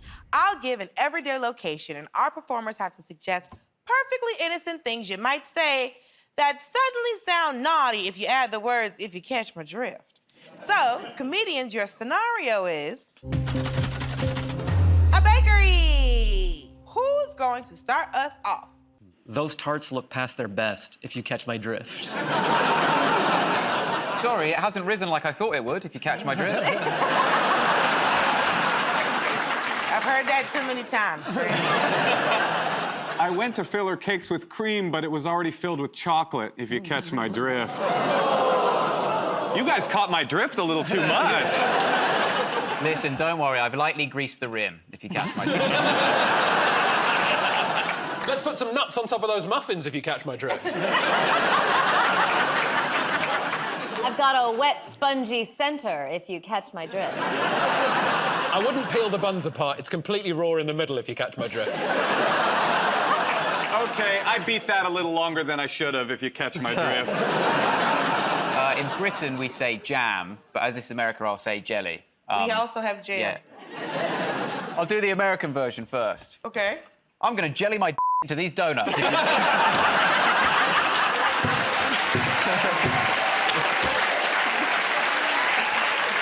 But you don't understand, the edit for this show is going to be 1.5 minutes long. You know, this show goes out on a Sunday morning. If I whip it out now, you're going to have a very soggy bottom, if you catch my drift. I like mine to be Italian bread, if focaccia my drift. Oh, yeah. Bingo. Reese, that was so funny. What is focaccia? Oh, God. OK, in England, we say jam. It's bread, right? Yeah, it's Italian pinchy bread. It's that oily-ass bread. It's an oily-ass bread. Yeah. Oh, that's a good one. You've got an oily ass, if you catch my drift. Thank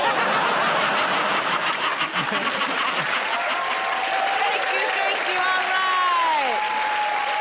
The winner of that round is Reese James, because I just like the way he operates. Don't go away. We'll be back with more from the Great American Joke Off right after this.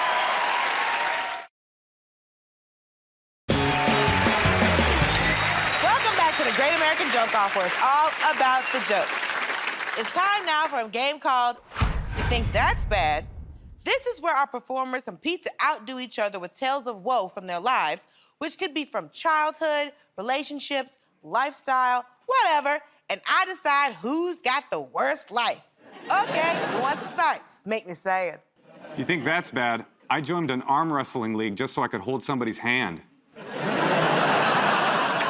think that's bad? My husband, Moshe Kasher, is so obsessed with going to Burning Man every year. I've had to go 3 times. People at Burning Man are so dirty, it looks like they've arrived by chimney.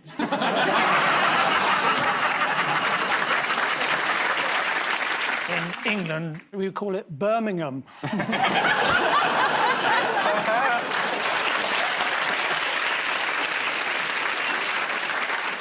You think that's bad? The other day I walked in on my housemate masturbating, and he was like, "Reese, this is disgusting. Do this in your own room." Why are you walking around? Lie down like the rest of us. You think that's bad? I come from a family of failed magicians. I've got 2 half-sisters. You think that's bad? I live in Koreatown. I feel like you're not doing well when you live in another ethnic group's town. You think that's bad? I did a marathon once, and I had a bottle of Gatorade for energy in one hand and a bottle of water in the other hand. And I got really hot about halfway through the marathon, so I thought I'll cover myself in water. I got mixed up, covered myself in Gatorade, and I was so sticky I was chased by one bee for 10 miles. You think that's bad? I live in a windmill. And to be honest, golf balls keep coming through the front door.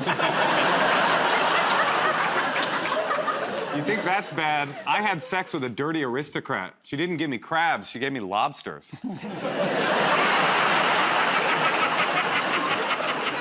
think that's... Rich bitch. Honey, that's not true, right? Honey, you're the only dirty aristocrat in my life. You think that's bad? The other day after a show, someone came up to me and said, you know, I don't normally find female comedians funny, but that was great. You think that's bad? I once accidentally called my teacher Daddy, but it did really improve the sex. Do you think that's bad? I got home from work the other day and my wife was wearing this slinky number, which only really worked when she went downstairs.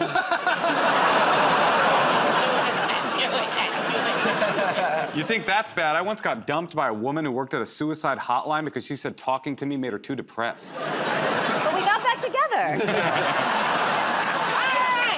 At the end of that game, the winners are Motion Casher, Reese James, and Milton Jones. And now we come to a round we call Celebrity Pickup Lines. So make your way over to your pickup area.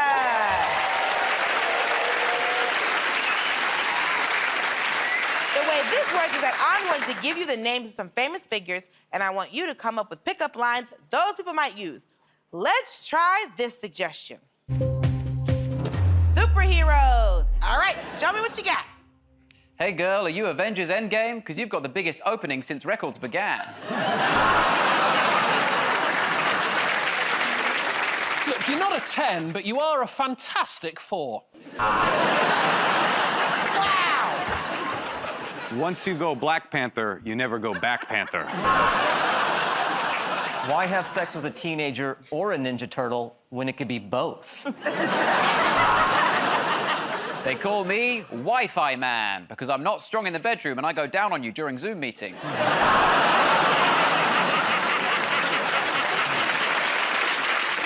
Are you Thor? Well, you will be after some sex.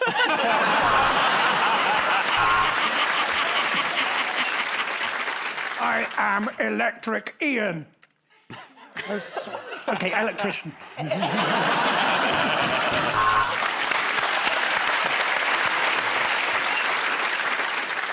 Black Widow. I know, I'm neither of those things. I call my penis Christopher Nolan's Batman because it's really long and has a weird twist at the end. With great power comes great ability. I am Magic Ian.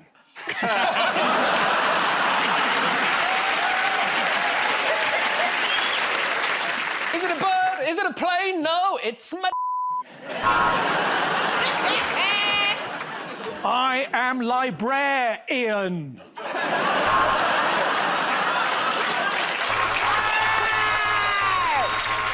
stop there, because it's a tie! Everyone come on back. Hey, don't move. I'll be back to tell you who won tonight's show right after these messages. Stay tuned.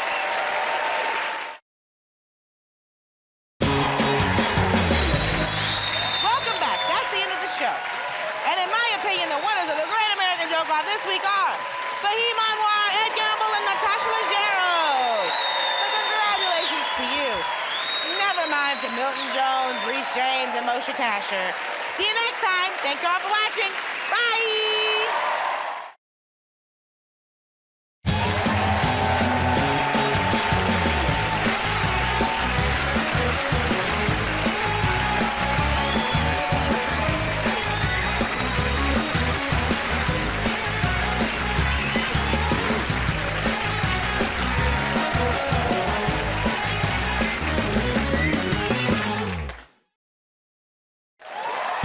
Hello, friends. You're watching The Great American Joke Off. Tonight's show features top comedians Luke Moniz, Matthew Bassard, Chanel Ali, Mark Norman, Reese James, Ismael Luffy, and I'm Ghostface Sloan. Let the joking begin. Welcome to the Great American Joke Off, the show that's all about the jokes. Two teams will try to make us laugh in a variety of styles, and the winners are whoever I personally think are the funniest. So start sucking up now. Yeah. We've got lots of great games for y'all, so let's get started with the game we call You Think That's Bad? This is where our performers compete to outdo each other with tales of woe from their lives, which could be their childhood, relationships, lifestyle, whatever. And I decide who's got the worst life. Okay, who wants to start? My girlfriend's pushing marriage pretty hard, and I'm getting older, so I think I'm gonna pull the trigger and kill myself. You think that's bad? I've never had a drink of alcohol in my life, ever. Yeah, because I'm Muslim, and Muslims, we believe that alcohol makes people act irrationally, so we don't drink it, which explains why Muslims never act irrationally.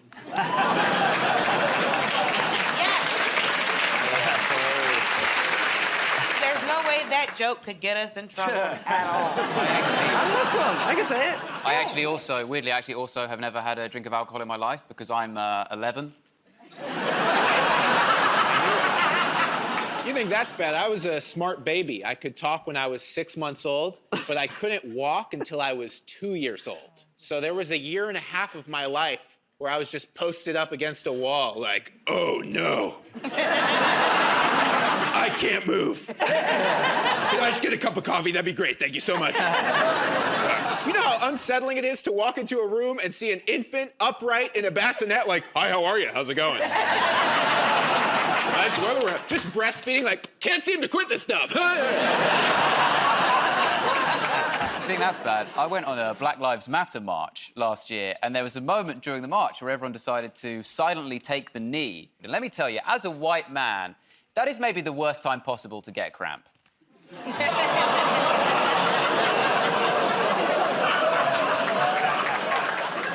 think that's bad? I couldn't find the BLM march, and I asked a cop, which I think might be the whitest thing I've ever done. You think that's bad? I tried doing improv comedy once, and my friend who was in the crowd said, that was like watching my dad get beat up. You think that's bad? I went on a blind date with a man who had the biggest butt I've ever seen. As soon as he walked in, I was like, well, all three of us are in a relationship. You think that's bad? My current wife is super, super jealous. Like, before I left to do this show, she was like, hey, you better not talk to any dumb bimbos after your show, which is weird, because that's how we met, you know? Respect your heritage, that's all I'm saying. You think that's bad? No one trusts me because I look like the villain in an 80s movie, right? It's hard. It's hard to feel bad for a guy with resting rich face. Yes.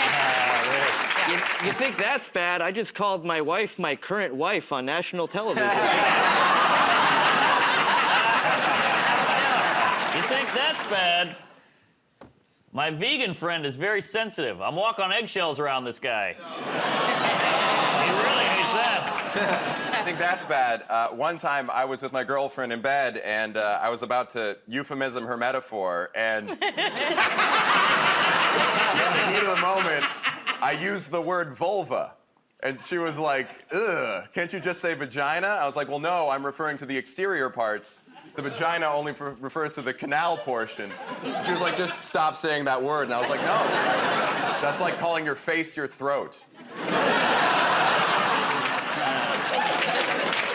They're still together. Not after that. You think that's bad? I just learned what the vulva is. Vulva.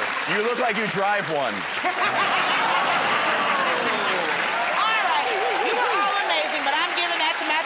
Just because of his bone structure. Now let's play a game called What, Where, or Who. This is where we give our comedians something you might say and either a location in which to say it or person to say it to. So everyone, your what is weird things to say, and your where is in a medical examination. Oh, boy. Okay. So let's hear some weird things to say in a medical examination. Are you a smoker? Awesome. Can I bum one? I'd like to sign up for Viagra, please. Looks like you don't need it. We will need another urine sample. I already finished the first one.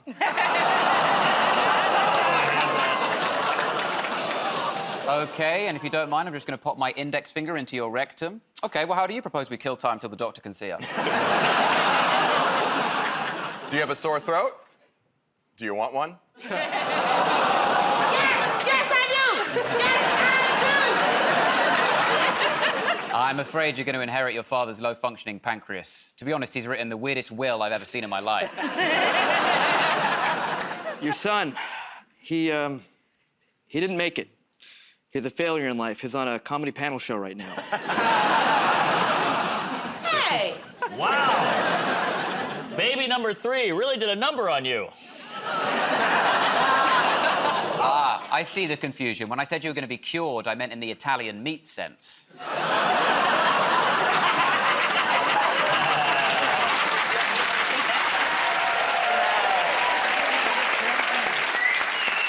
Oh, doctor, I don't know what's going on. I keep getting like sweaty palms, and then all of a sudden I'm on the phone with my ex. Is there any way that you're single? Or...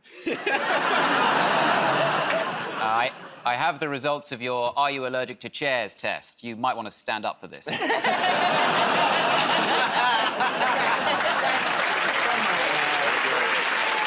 great. I can't believe I have to say this, but no, GoFundMe does not accept sperm donations.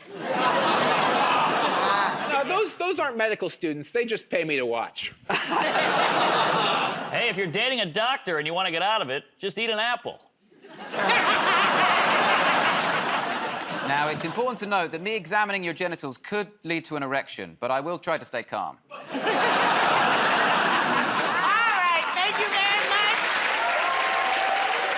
Reese Manny laughed the most in that round, so his team wins.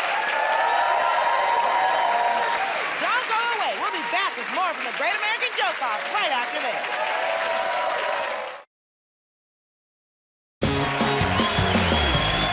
Welcome back to the Great American Joke Off, where it's all about the jokes. Now we play a game called Categories. This is pretty simple. I give out a category and ask the comedians to create as many jokes as they can on that subject. It's as easy as that. So the category is lifestyle. So give me some lifestyle jokes. I'm a hypochondriac. I think I'm sick all the time, and my girlfriend thinks she's pregnant every day. So, great combo, right? I can't go to her with my weird fears about my health anymore because she just one-ups me every time. You know, I'll be like, babe, will you look at my back? I think I have skin cancer. She's like, skin cancer? That's cute. Tell that to your son. So I have a cat. And got a cat at the house. I like having a cat, you know. Having a cat's like living with a heroin addict. You know, they sleep most of the day, then right when you think you're getting along, they cut you. But cats don't really care about you, you know. I read an article about a guy who tried to blow his brains out, and his dog knocked the pistol out of his hand. I was like, man, I think my cat would load the gun. I also have a cat. We just got a new one. His name is Password. My girlfriend works in cybersecurity. I learned the most commonly used password is your pet's name, and I didn't feel like changing mine, so Password. I'm trying to be healthier at the moment. I'm trying to drink more water. You've got to drink so much water, haven't you, throughout the day? It's so hard to remember. So I've come up with this sort of hack, this sort of, like, you don't even have to remember, it just forces you to drink water and be healthy, and that is, I take ecstasy. I thought you were gonna say you had one of those hamster bottles in your apartment where you just walk up and go. Look, if you're gonna mock British teeth, don't do it in such a subtle way. Yeah, you know, I'm horrible at picking up the ladies. No. Yeah. I always say the wrong thing. I remember I met a girl at a bar recently. I take out a condom. She goes, whoa, where'd you get that thing? I was like, well, they were free at the bar. She was like, oh, that's gross. I was like, well, that's where I got you.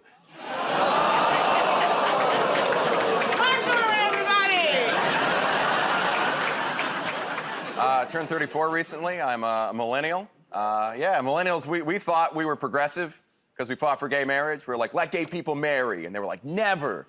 And now Gen Z is like, gender is a myth, sexuality is fluid, and a couple is up to 9 people. And they're like, we'll give you gay marriage. Is that still? Drive a hard bargain. It's kind of a weird time for a lot of us on this panel at the moment, actually. It's kind of, there's a lot of hardship for some of us, because like, for me, especially my demographic, because I'm a white man. Oh, no. Yeah, which means, hear me out for once. I'm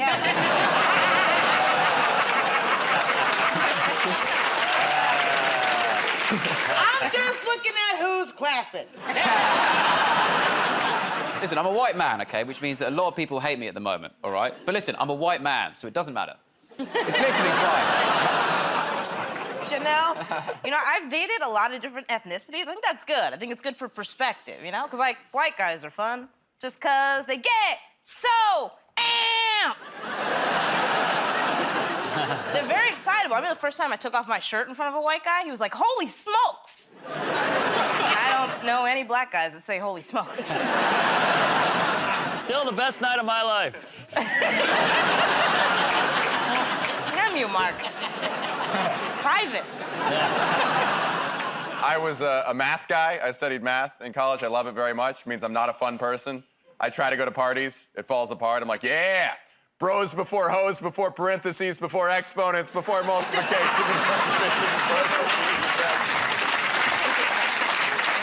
I'll tell you, I failed math so many times, I can't even count.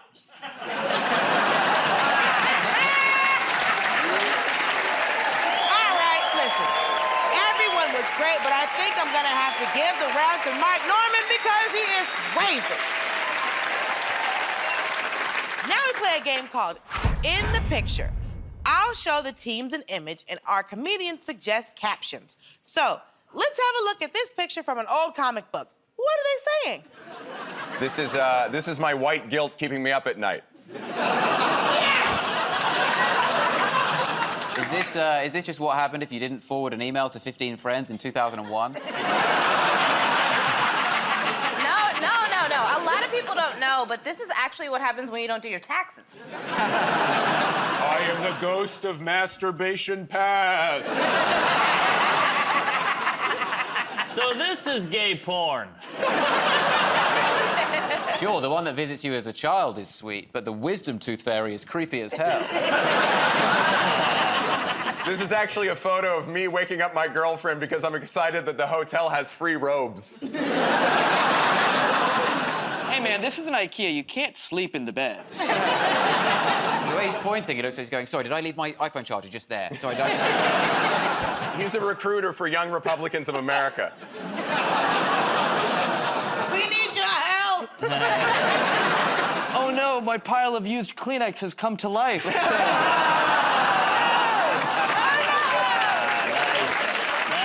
That's my favorite. That's enough. I think the winners are Luke Monet, Chanel Ali, and Reese James. Don't go away. We'll be back with more from the Great American Joke Off right after this.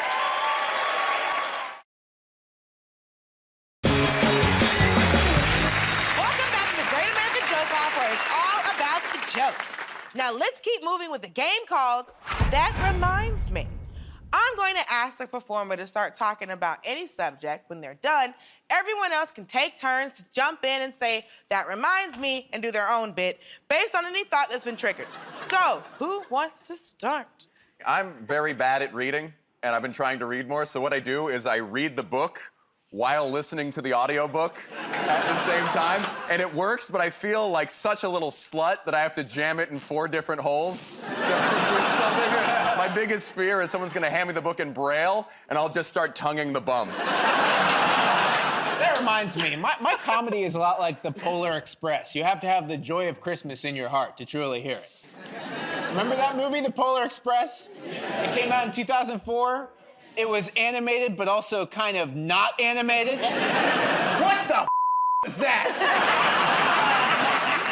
See, CGI was not there yet. They were like, go for it. No one will notice. This is Tom Hanks. He's the conductor. No. That looks like White Shrek. What is happening? Coincidentally, White Shrek, my nickname in high school. That reminds me. I was dating a lady, and she was worried she was pregnant, so she got a couple pregnancy tests, and when she wasn't looking, I peed on one. It came up positive. I was like, that's weird, so I Googled it, said I might have testicular cancer. And I thought, whew, still better than a kid. Question. Go ahead. How did the Polar Express remind you of that? Yeah, that reminds me. I don't get that expression, I don't trust him as far as I can throw him. Oh, we're supposed to trust you? The guy who throws people? That reminds me. I grew up with a guy who was very homophobic. He was mad that he said gay people stole the rainbow. That was like his big beef. Gay guys took the rainbow, which might be the gayest complaint I've ever heard in my entire life. That reminds me, I love musicals. Now, Mark, that's how you get reminded of something. My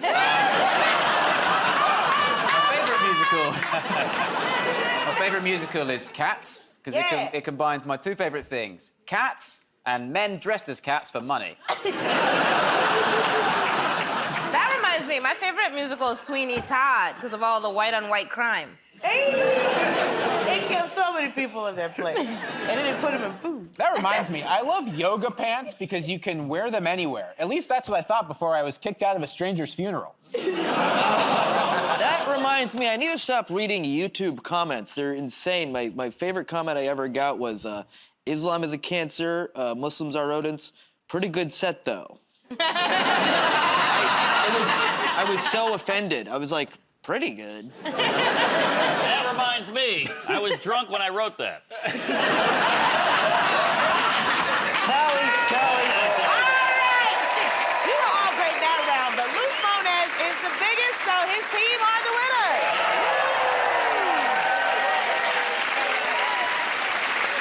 The next game is called Sex with Me. And so you all need to go to your zones of innuendo. You're going to be competing to come up with the funniest innuendos based on the phrase, sex with me is like. So, comedians, let's see what you're comparing your sex to. Breakfast. Is it? Show me. Sex with me is like breakfast. It involves a surprising amount of pork.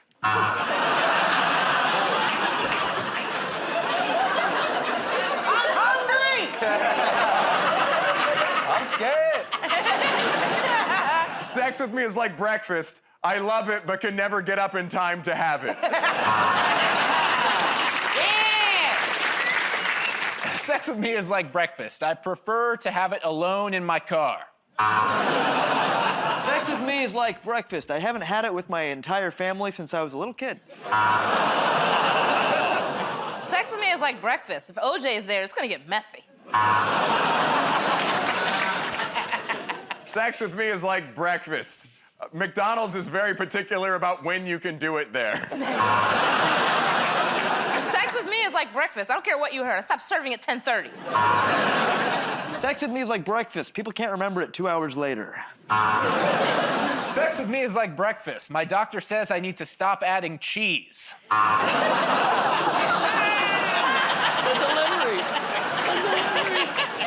Sex with me is like breakfast. I always leave sticky.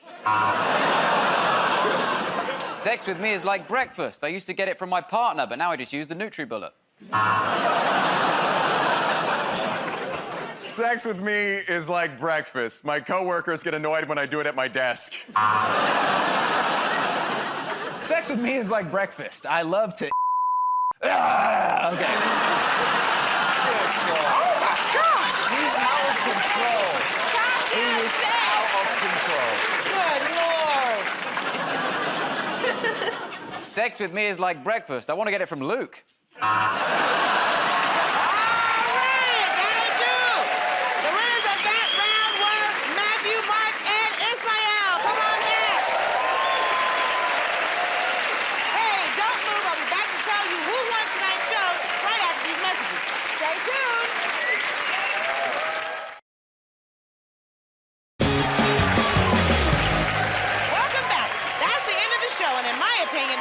Great American Joke-Off this week are Luke Moniz, Janelle Ali, and Reese James. Congratulations to you. Hard luck to Ismael Lupi, Mark Norman, and Matthew Broussard. See you next time. Thank you for watching. Bye!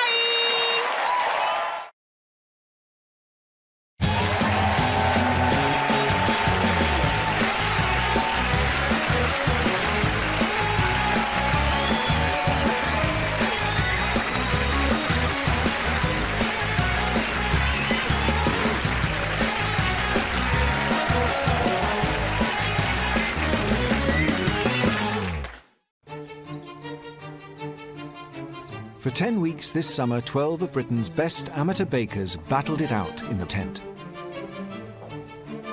For the first time, they faced sugar-free baking. Got the fear. Cake fear. Victorian-era classics. I think I filled it too. Obscure Cypriot delicacy. Not in a million years have I heard of this recipe at all. Decisions. All of them wrong. And as the stakes got higher, the challenges got tougher. How do I get it from there to there? You twisted it. But even a few wobbles didn't stop the bakers as they fought to impress judges Mary Berry and Paul Hollywood. That's fantastic. I mean, really well done. On the whole, I think they've been the best bakers we've had. But now it's Mary and Paul's turn to share their knowledge with you, showing you step by step how to make each one of their favourite bakes perfectly. Get your cup of tea ready, sit in your comfy armchair, and watch what Mary and I are going to create.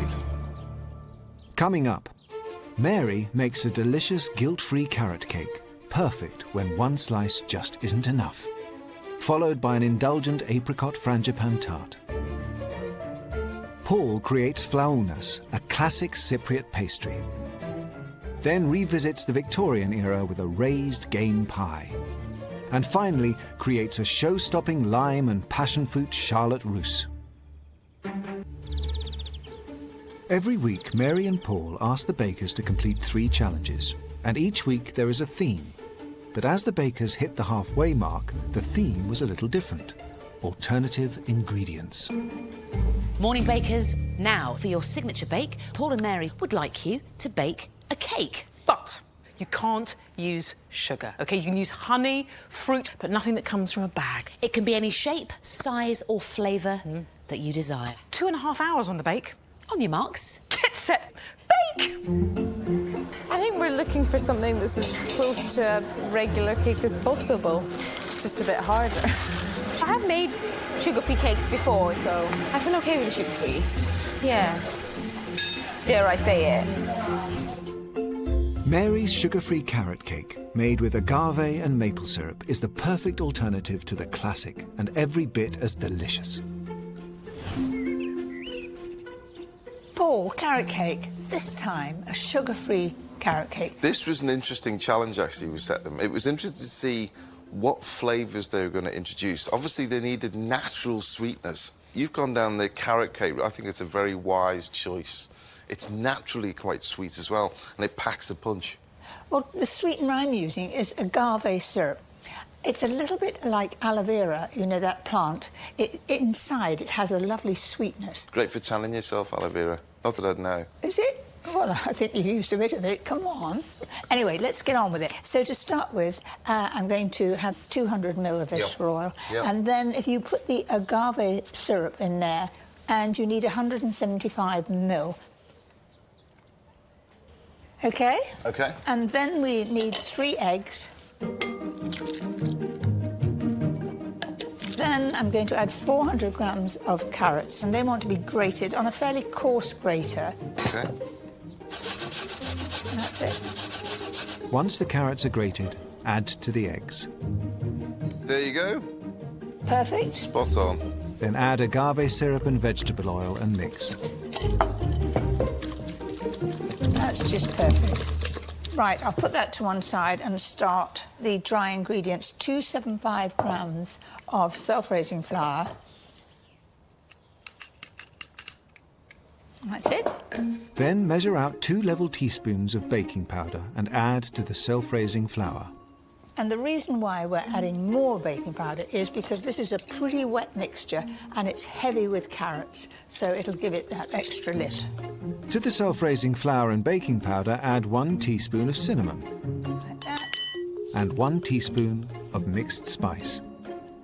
Thoroughly mix the flour and spices. Then add 150 grams of walnut pieces and 150 grams of sultanas. Then into the mix, grate the zest of an orange. Thank you very much. So in go the dry ingredients on top. I'm going to put it in the mixer to whiz round just until it's all mixed.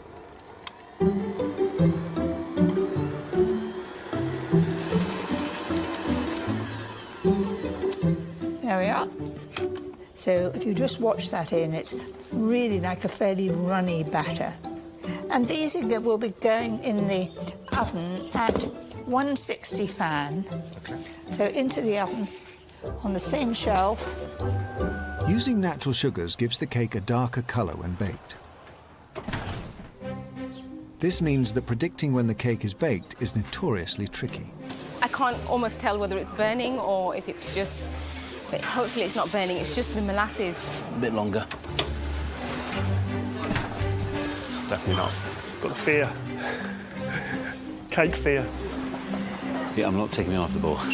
Honest. To avoid burning, the cakes should be covered in foil for the last 10 minutes of the bake. So there we are. These took just about 40 minutes. Leave the cakes to cool in the tin for 5 minutes. Then transfer to a wire rack. And then I want to leave those until they're absolutely stone cold. Okay. But on to the icing. First of all, I'm going to cream the butter, and so we'll have the butter first. How much butter, Mary? 50 grams.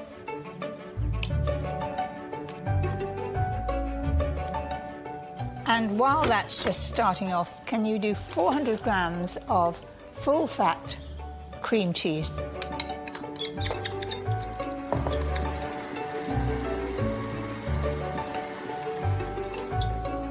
Well, that's fine. Then in goes the cream cheese, and it really must be full-fat. Otherwise, what happens when you add the maple syrup, which is going to be the sweetener, it'll all go runny. Okay. In it goes. That's it. So I'm mixing that first, and then lastly I will add the maple syrup. Beat the butter and cream cheese until smooth. Then add 1 tablespoon of maple syrup So let's just turn that on. and beat until combined. That's mixed. So there we have it. Now, just assemble the whole thing together. Can you find me a cake stand? I think there's one at the end. That's right. They are very moist, so be very careful when you start off. That's it. I've only added a tablespoonful of that maple syrup, and I think it's quite nice not to have it too sweet in the icing. Mm-hmm. That's it there. Then we'll put the cake on top. It gives you quite a good height, doesn't it? Yeah, it does. Spread the cream cheese frosting onto the top layer It's a lovely consistency. and finish with a palette knife. There we are. Pipe the remaining frosting onto the cake and decorate with rosettes. There we are. Now a few walnuts on the top.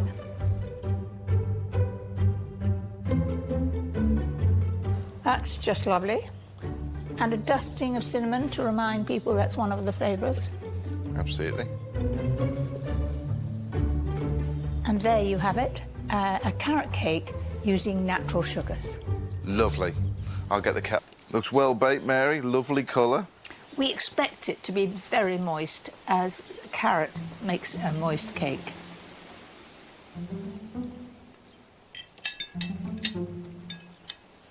That is delicious. You would never know that that has no sugar in it at all. That's delicious. I'm quite pleased with that. Good job that we left the walnuts in fair-sized pieces because it's nice to come across in the cake. It is nice. It adds a lovely texture to the cake too. I think overall, you'd never know. Eat yourself slim, Mary. Eat yourself slim. Week 6 was all about pastry, and the baker's first challenge was a classic. Good morning, bakers. For this morning's signature challenge, Paul and Mary would very much like you to make a frangipane tart. Now, frangipane cream, for your information, was named after the 16th century Italian nobleman Muzio Frangipane. Nice. And pastry cases after the 16th century Italian nobleman Giovanni Shortcrust. Now, your tart must be open top, it must be made of short crust pastry, and most important of all, you've got 2 hours on this, bakers. On your mark, get set, bake. I'm not feeling massively confident, really. Underprepared, I think. So nervous this week. I just feel like I need to get better. Mary's frangipane tart is an elegant classic. She's using a spiral of apricot halves glazed with a homemade apricot jam, covered in flaked almonds. Frangipane tart. It's a lovely, strong flavour of almonds. Sometimes I top it with different fruits. Today I'm going to use apricots, but you can use peaches or pears, or plums, whatever's in season. But I think it's a great pud with lashings of cream. Or custard. Or custard. Right, for the pastry, 225 grams of plain flour. And you'll need 100 grams of butter. That's lovely. So I'm going to rub that in, and I'm going to do it using a processor. How much sugar do you need preparing, Mary? 50 grams of caster sugar. So in goes the flour and the butter. And then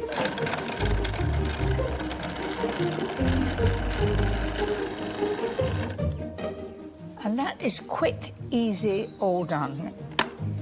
Okay. Then I'm going to add the sugar to that. And if I can have 1 egg just beaten, a large egg, that's lovely, and a tablespoonful of water in there.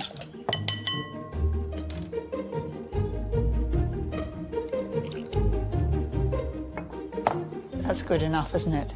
I'm going to turn that on for a second with the sugar.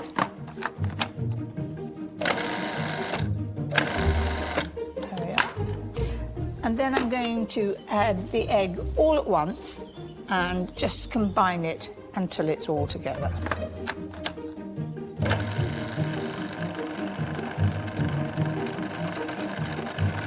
That's it. So let's just tip this out. And I'm just going to bring that together. Oh, yeah, feels good. Yeah. So I'm going to roll that out.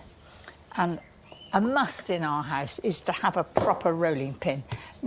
I don't like the ones you fill with ice water or a marble. There's nothing like a proper rolling pin. I don't like the one with the knobs at the end. Neither do I. So there we are.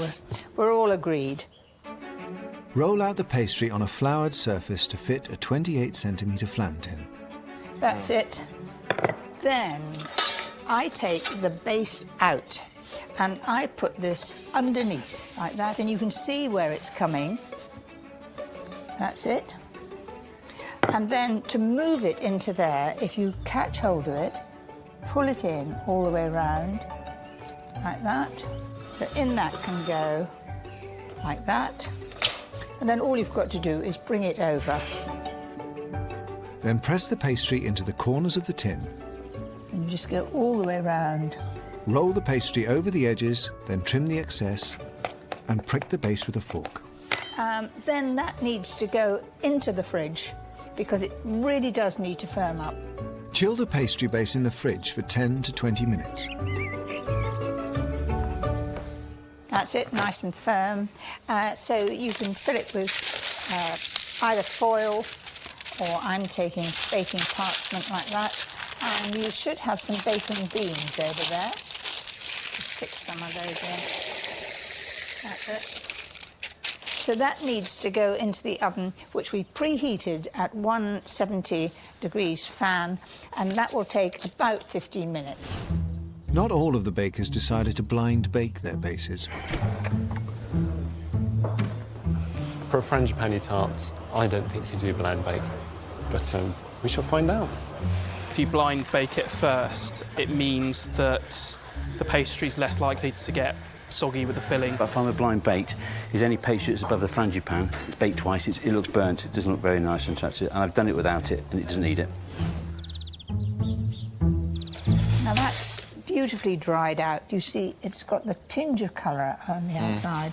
It's absolutely dry in the middle. It really is best to bake blind because you're sure of getting the pastry done underneath. Yep. So let's put that to one side, let it get cold, and we'll on to the filling. Right. First, weigh out 175 grams of butter and 175 grams of caster sugar. Then combine the butter and sugar until creamy. As that mixes, measure out 175 grams of ground almonds. So the ground almonds can go in, just sitting there. Pour the almonds into the butter and caster sugar mixture and add 4 eggs. And then we need a teaspoonful of almond extract. Now, very important to use almond extract because it brings out the flavour of the almonds, and it's much stronger than using almond essence. Yeah. I'm going to judge that because I make this often. I absolutely love frangipan tart.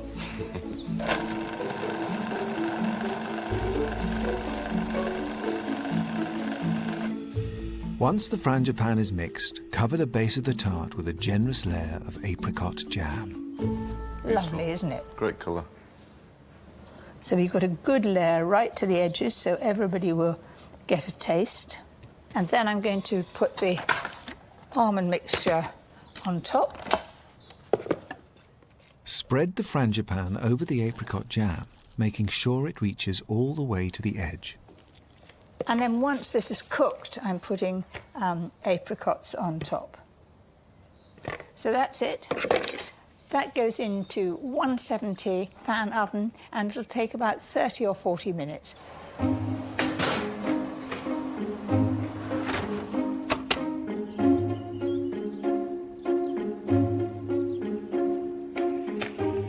Well, that looks pretty good.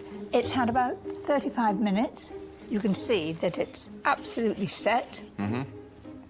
And it's shrinking back from the sides, which is just what we want. So we'll just leave that to cool a bit. Meanwhile, we'll get on with the next stage. Mary's tart will be decorated with poached fresh apricot halves.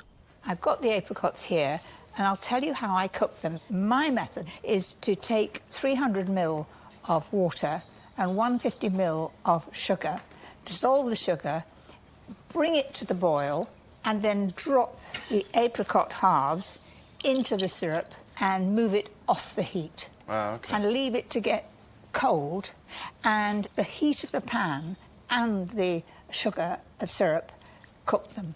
And they keep this lovely colour. Place the tart on a cake stand. That's it. And to decorate, arrange the apricot halves in circles over the top of the tart.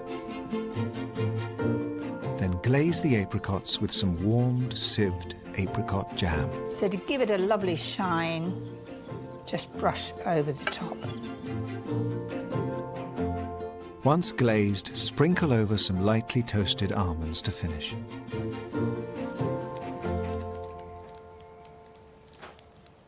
So there it is, my apricot frangipan tart. What do you think of it? Love it. I think the apricots with the almond together will be delicious. Can't wait.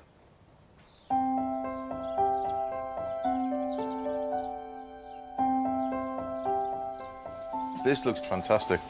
Those apricots all over the top and those flaked almonds, I think, make a difference, don't they? But let's see if we can cut our way through this. Should be lovely crispy pastry, and that's what it's all about. Indeed it is. Look at that. It's really well baked, underneath which it matters, and it is a lovely thin pastry underneath. That apricot jam makes a difference underneath. That's delicious. The almond coming through is fantastic. Marries up really well with the apricots on the top. Well, I think it's good as a cake. It's also good as a special pud, you know. Sunday lunchtime, a lovely pudding to have afterwards. From a quintessential home bake to something rather more unknown, the technical challenge in Pastry Week left the bakers with puzzled faces. This is a recipe close to Paul's heart, just nestling underneath the chest hair. Paul and Mary would very much like you to make flaunas. It's a cheese-filled pastry made in Cyprus to celebrate the end of Lent. You've got 2 hours on the flaunas clock. On your marks. Get set, flauna. What is this? Not in a million years have I heard of this recipe at all. No, never heard of them. Never heard of them. It sounds like an airline. It sounds like... flaunas. The way you say it, it sounds like it's an insult. Flaunas. Flaunas. I've made these a few times. No, really. Never heard of it. With a filling of cheese and sultanas wrapped up in a spiced bread-like pastry covered with sesame seeds, Paul has kept his flaunas traditional. Flaunas, Mary. What do you reckon on that as a technical challenge? It was a good one or indifferent? Well, I, for one, had no idea what a flauna was. I think it was a fairly tricky challenge because every single person didn't know what they were going to do. That's exactly once they right. read that recipe. That's exactly But they made right. quite a good job, considering. They did OK. They did OK. I mean, You're not going to give any praise. No. But let's see if we can knock some up ourselves. Can you grate me some cheese, please? Now, you've got some halloumi there. Could you grate me 250 grams of that halloumi with that big grater into that bowl, please? Along with the halloumi, grate 500 grams of pecorino romano. Mix together in a large bowl and set to one side. Now, I've got some more ingredients to put in. Could you weigh me up 90 grams of the semolina flour? And 75 grams of the plain flour. Thank you. This is all part of the filling. That's it. Now, I'm going to use 7 grams of the instant yeast. Right. So we'll mix that in. Right. 2 teaspoons of dried mint. Thank you. This is something I have never used, dried mint. It's lovely. I've used it in bread. Thank you. I need 100 grams of sultanas. Right. 100 exactly. Thank you. That can go straight in there. If you can just coat them around. With the dry ingredients mixed, Thank you. break 4 eggs. Add 4 tablespoons of milk. Beat together and add to the dry ingredients. Right. I'm going to mix this all together. And it forms a little paste. Now, the cheese is going to go in here now as well. This will pad it out a little bit as well. Now, that is a very strange mixture to me. It's really mostly cheese, isn't it? It is mostly cheese. And do you know what I'm going to do? Get your hands in. Get my hands in there. Now, that's the actual filling. I'm going to place to one side. Could you weigh me up 750 grams of the strong flour? Now, this is the coating on the outside. This is the dough that's going to wrap around the filling. What is unusual about the filling, it's got yeast in, and we're going to have baking powder too. That's it. Now I need, you see you got the 2 pots. Can you bring me those 2 pots of spices on the end, please? Now, this is interesting. What you've got here is mastika, and this is meklebi. I don't know that at all. It's a spice. It's a seed which you ground down. It creates this beautiful smell, and it's a flavour in a lot of Greek cooking and baking. Now, what I need is 2 teaspoons of that in there, please. Now, what I'm going to use, I'm going to get this. This is mastika. This is basically gum, OK? Now, I need a teaspoon of this to go in there. And if you were going to buy those 2, where would you buy them? Would you get them on the internet, or would you go to a Cypriot shop? You can actually buy them from health food shops. See, and some supermarkets are now stocking these. Now, what I'm going to do is just mix these together. Just blend these up at the moment. The next thing I need is 7 grams of the instant yeast, please. Straight in. There we are. Shall I put it on one side? Yes, please. Can I have a teaspoon of caster sugar? Just a little bit of sweetness in there. And here's the salt. Now, I've got my core ingredients, 60 grams of butter, if you could, as well, Mary. I've done it perfectly for you. There you are. Straight in there. Thank you. Now, there's some milk in a jug. There's about 450 ml of milk. I'm just going to start rubbing this butter into the flour. That is actually 400. You might need a little bit more. See Well, how let's it just goes. add a little bit at a time. Always add about 3/4 to start with. Give that a little bit of a mix. This is where the bakers looked at their mix and thought, oh, do I have to knead this or not? You need to do enough to bind the pastry dough together. That's the key thing. And just pop that to one side, thank you.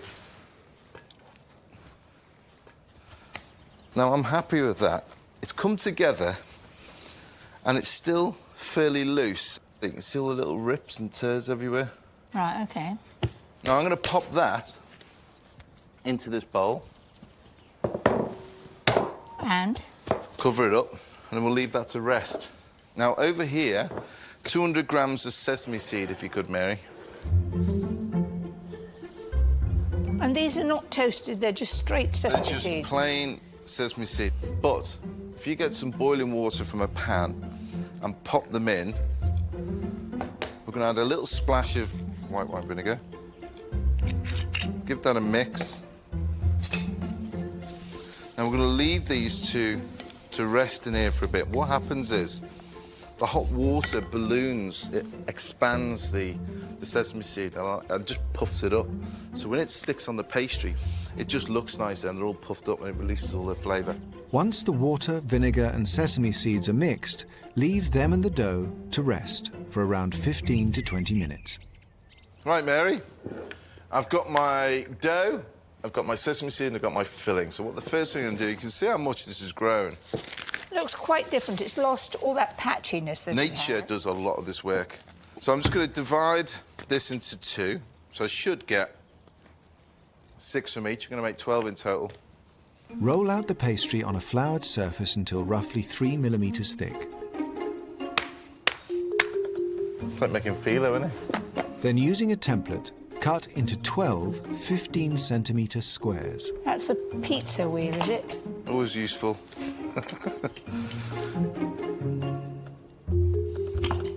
Once the squares are cut, drain the sesame seeds and scatter them on the work surface. Lay the cut pastry on top and firmly press down on the seeds.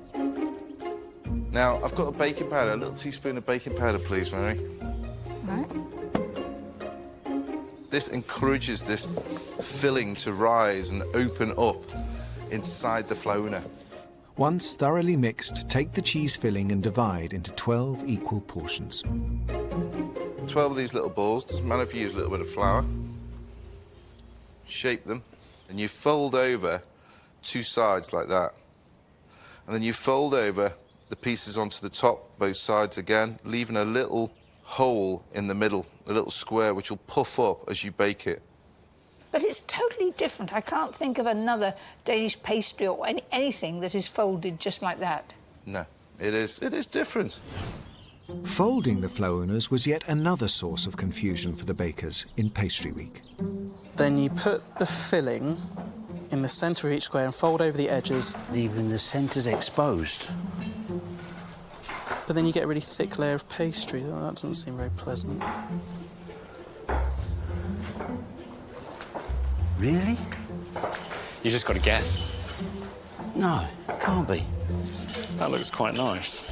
Sorry to all of Cyprus if I am ruining a lovely national dish.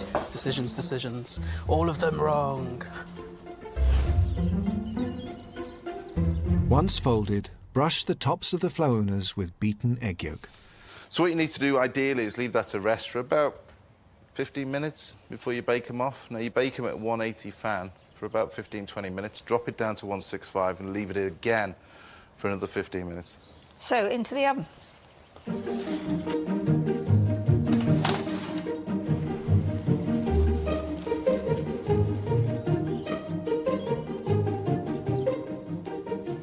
Right, Mary. There you go. They really do look amazing. They've grown since you went in the oven. But you can see how much they've grown and puffed up and made the hole in the top, which has sort of gone slightly round, really, which is absolutely fine. Smell so good, too. I can't wait to try them, actually. They'll be delicious. Me too.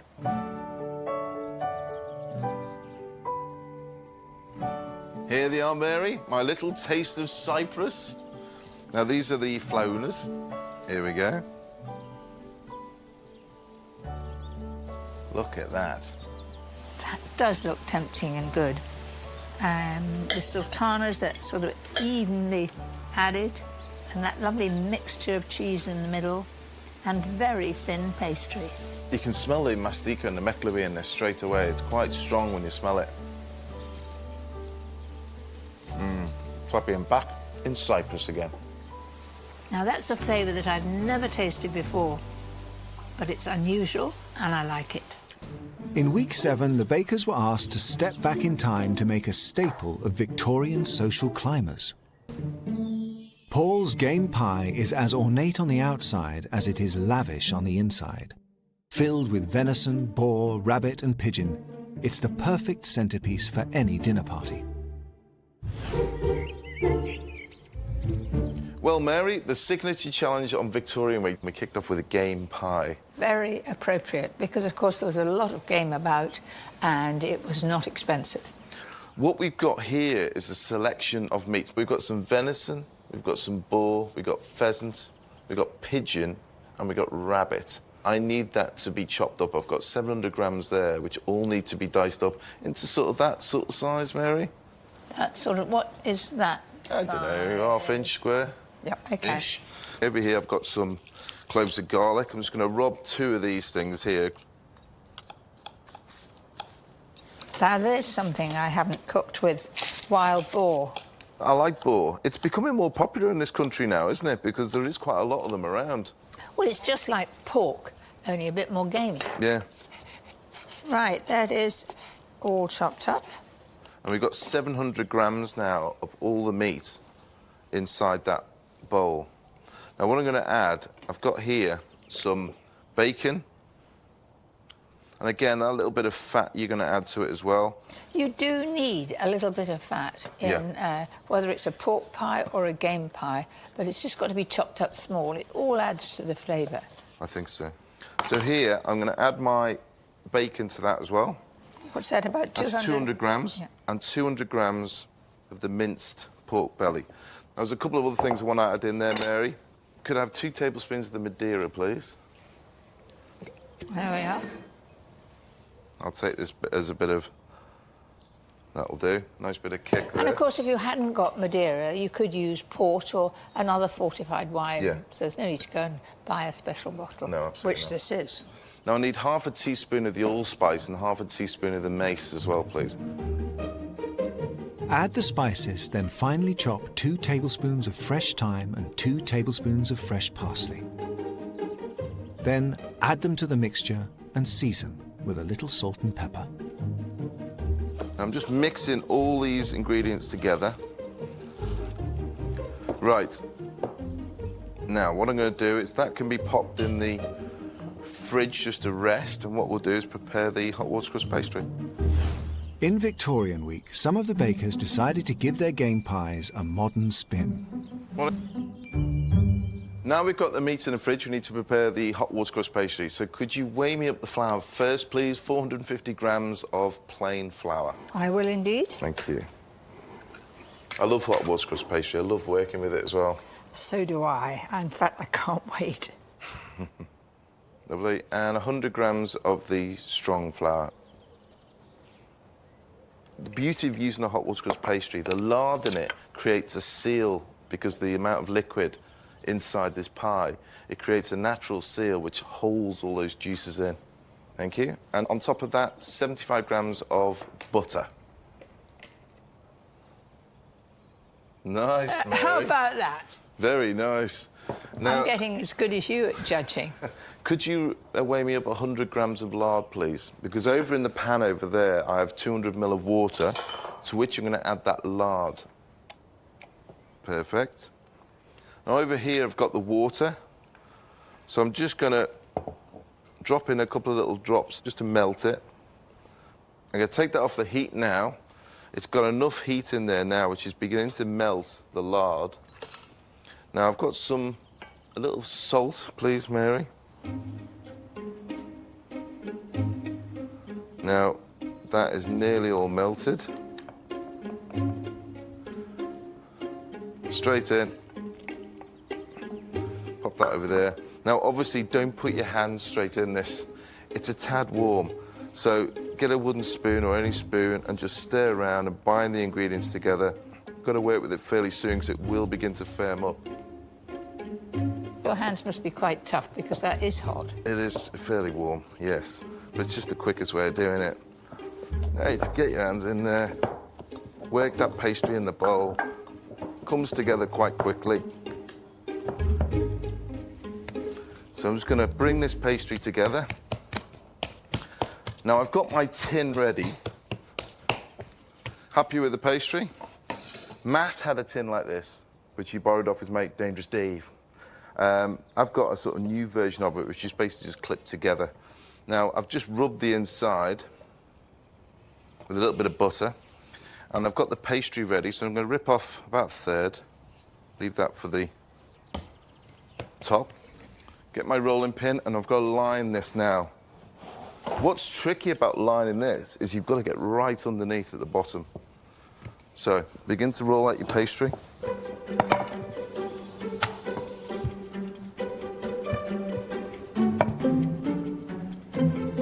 What we're going to do is coerce this into the middle. You're being very gentle as you do that. I am, because I don't want to form any cracks. I don't mind a fold because you can thin that out anyway with your fingers and shape it. So I'm just dropping it down, pushing it with my fingertips into the corners. Now, would you mind bringing out the meat for me, please, Mary? Right. While you're doing that, I'm going to prepare the lid. Cutting off a little bit there for a bit of decoration.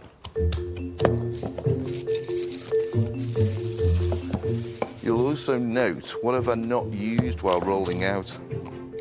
Flour. You don't have to, because the lard in there, it's not really conducive to sticking to a rolling pin. Happy to leave that there for a minute. We've got our shell lined. We'll get the meat. Just breaking it up to allow it to get into the corners. And it really does have to get right into the corners so that it's tightly packed. You don't want any spaces whatsoever, do you? Nope.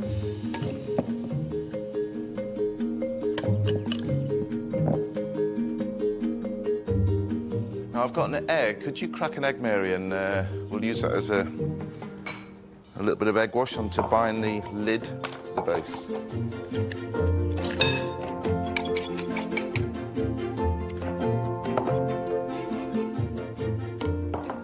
Get the lid, place that onto the top.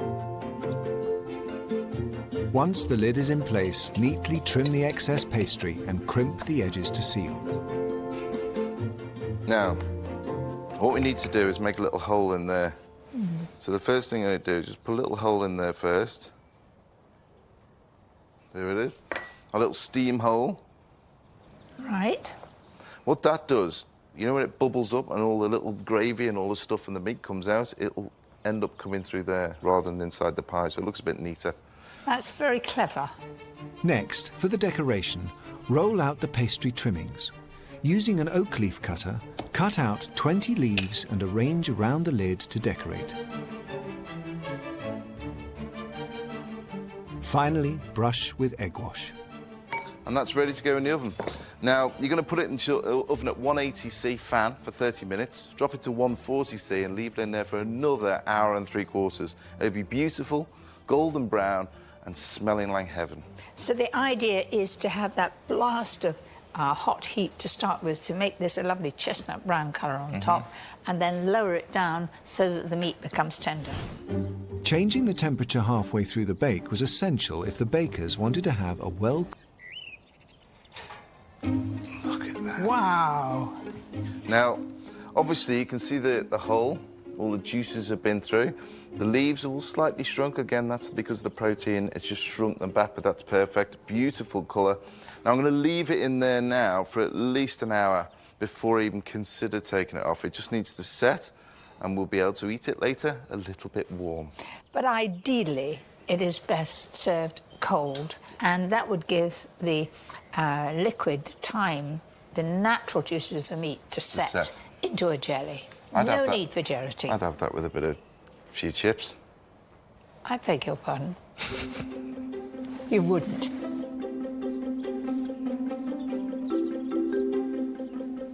Game pie, Mary. Been waiting for this one. I think it looks fantastic, and I think Queen Victoria would approve. I'm sure she would. This should be delicious. Now let's cut into it and have a look. Oh, yes. I'll take a big wodge and then cut one in half, OK? That's a good idea, but the pastry is lovely and crisp, isn't it? But that's what you expect from hot watercress. Oh, look at that. Look at that fella. That does look good. Crispy pastry, hot water crust, loads of game in this, Mary. It should taste delicious. It's nice that you kept the meat in decent-sized pieces. That tastes delicious. Oh, that is lovely. And you've got a strong flavour of thyme going through there. That really is good. Absolutely. The showstopper for Victorian Week was a complex French dessert called a charlotte russe. Good morning, Bake. The simple exterior of Paul's charlotte russe belies its complexity. A ring of sponge fingers surround a creamy passion fruit bavois topped with a sharp lime jelly. Well, Victorian showstopper, Mary. Do you remember the charlotte russe? Could I forget it? I've never seen so many different ones. Yeah, but you know what got me? It was one of the tastiest things we've ever chosen for them to do. Now, I'm going to make one, but I'm choosing flavours that I love. I'm choosing lime and I'm choosing passion fruit. So it's a passion fruit bavois with a lime jelly. I'm going to knock up the sponge fingers first. Could you separate for me 3 medium eggs, please? Right. So I'm going to pop them into a big bowl. To the egg yolks, add 35 grams of caster sugar. There we are. And beat until pale and creamy. You see how much it's thickened up now? It's beautiful, glossy and smooth.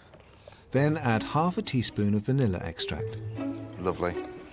Next, place into a bowl 60 grams of plain flour and a pinch of salt and 1 tablespoon of corn flour. Right. Thank you. Now I'm going to sieve this straight into the mixture. Once sieved, fold the ingredients until you have a smooth consistency. Then pour the egg whites into a bowl and add a pinch of cream of tartar. Whisk the egg whites and cream of tartar to soft peaks. Measure out 35 grams of caster sugar. Gradually add the sugar to the mix, whisking continuously until it forms a glossy meringue. OK, there we have our beautiful light meringue. One of these days you're going to do that and it's going to triple round, and if it comes on top of me, it'll go straight on you. No, it doesn't come out. Right. OK. Right, what I need to do is incorporate this into that. So to start with, I'm going to add a little bit to start with. To slacken it down. To slacken it down, yeah, exactly. And that's often the one thing that people forget to do, and then it goes in all lumpy and white streaks. Exactly. You've got to slacken it down. Add the meringue gradually, keeping as much air in the mixture as possible. It looks perfect, doesn't it? Just nice and light. Now I've got a piping bag here, and I've got 2 trays, which I'm going to pipe straight on there. So that's parchment paper that you've done just a pencil across the top. Yeah.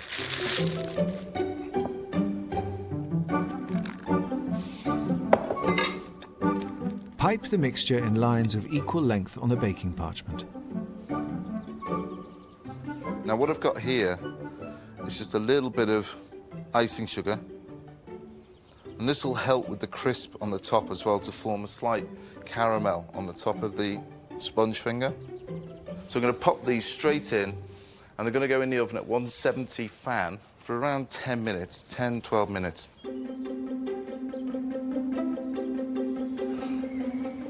They look good. They've just got a tinge of pale brown around the outside, a nice sugary top. Quickly remove the sponge fingers from the baking parchment and place to cool on the wire rack. Now we need to crack on with the bavois. Now, to start with, what I've got over here, I put 7 leaves of gelatin into cold water. Now, this just softens them. This is the jelly. And there should be 450 ml of milk. That's it. Yes. I'm going to pop this straight onto a pan to warm up. While the milk is warming, separate the yolks from 6 eggs. Measure out 75 grams of caster sugar. Add the egg yolks to the sugar and beat until pale and creamy.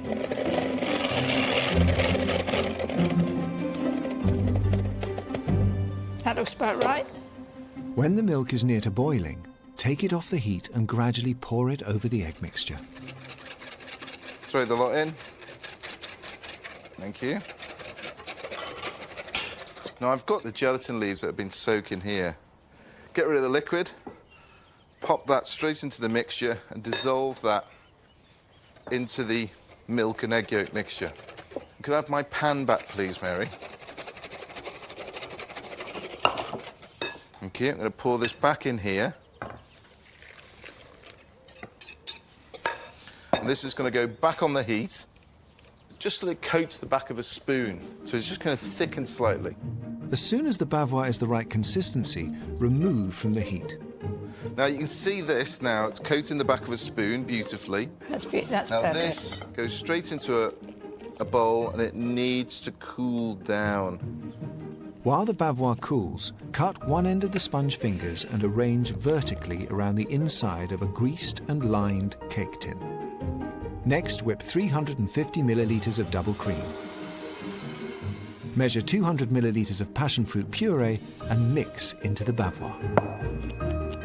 Add the whipped cream to the mixture and fold gently. That looks delicious. Spoon the bavois into the tin lined with the sponge fingers. And it's important to have it at that sort of setting stage. If it is really runny, what happens is it goes into the sponge and makes it like a trifle. Yeah. And also it would seep through the little tiny gap, which we don't want. I'm going to pop this into the fridge, and then this will leave to set for a good 3-4 hours. Right, Mary, we've got our bavois in there, chilling away nicely. Now we need to make the jelly for the top. Now I'm doing a lime jelly. First, place 3 sheets of gelatin in cold water to soften. Put 125 grams of caster sugar and 150 millilitres of water into a pan and place on the heat. While the water and sugar warm on the hob, zest and then juice 2 limes. Oh, I love the smell of lime. Right, this is heating through. OK, I'm going to put that in there as well. Add the zest and juice to the pan and bring to the boil, stirring until the sugar has dissolved. That's ready. That ready? Fantastic. Remove the pan from the heat. Squeeze the excess moisture from the gelatin. Pop that in there. Once added to the pan, stir until it's dissolved. That looks good. It's Nice. almost dissolved, isn't it? I think it has, yeah. Then sieve the liquid into a jug. Now let's just get rid of all the little bits of zest, but the flavour has already gone into that liquid. Now that is a pale lemon. It's not lime, so you want a bit of colouring in that. Want a little bit of colouring. Go easy. A little bit in first. That'll do.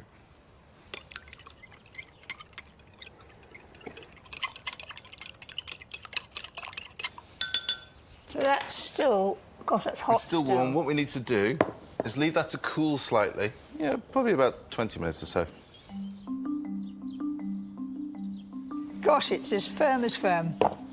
Oh, look at that. Look at the slight wobble. Very mousse-like, isn't it? Yep. So what we're going to do is pour this on.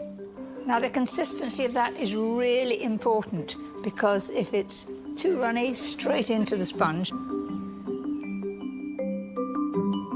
Finally, return the roux to the fridge and chill until the jelly has set. Right, Mary, here's the Charlotte Russe. Let's have a quick look. Steady, steady. Right. When the Charlotte Russe is ready to decorate, place on a cake stand. The finished Russe is delicate, so moving it isn't as easy as it looks, as one of our bakers found out. On the stand, decorate with fresh fruit. Now, I think that is beautiful to have any time of year, but in the summertime, what better way to celebrate Victorian baking?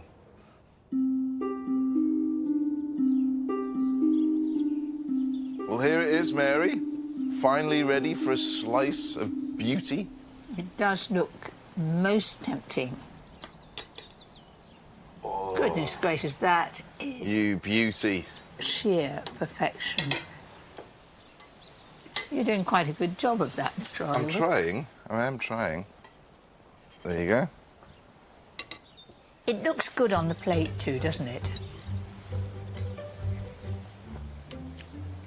That really is superb, isn't it? There aren't many times that I go back for yet another one. But that this is- time with jelly. It's quite refreshing. It's quite tart as well from the passion fruit, and the little bit of lime jelly settled really well. The sponges there as well. Oh, this is delicious, Mary.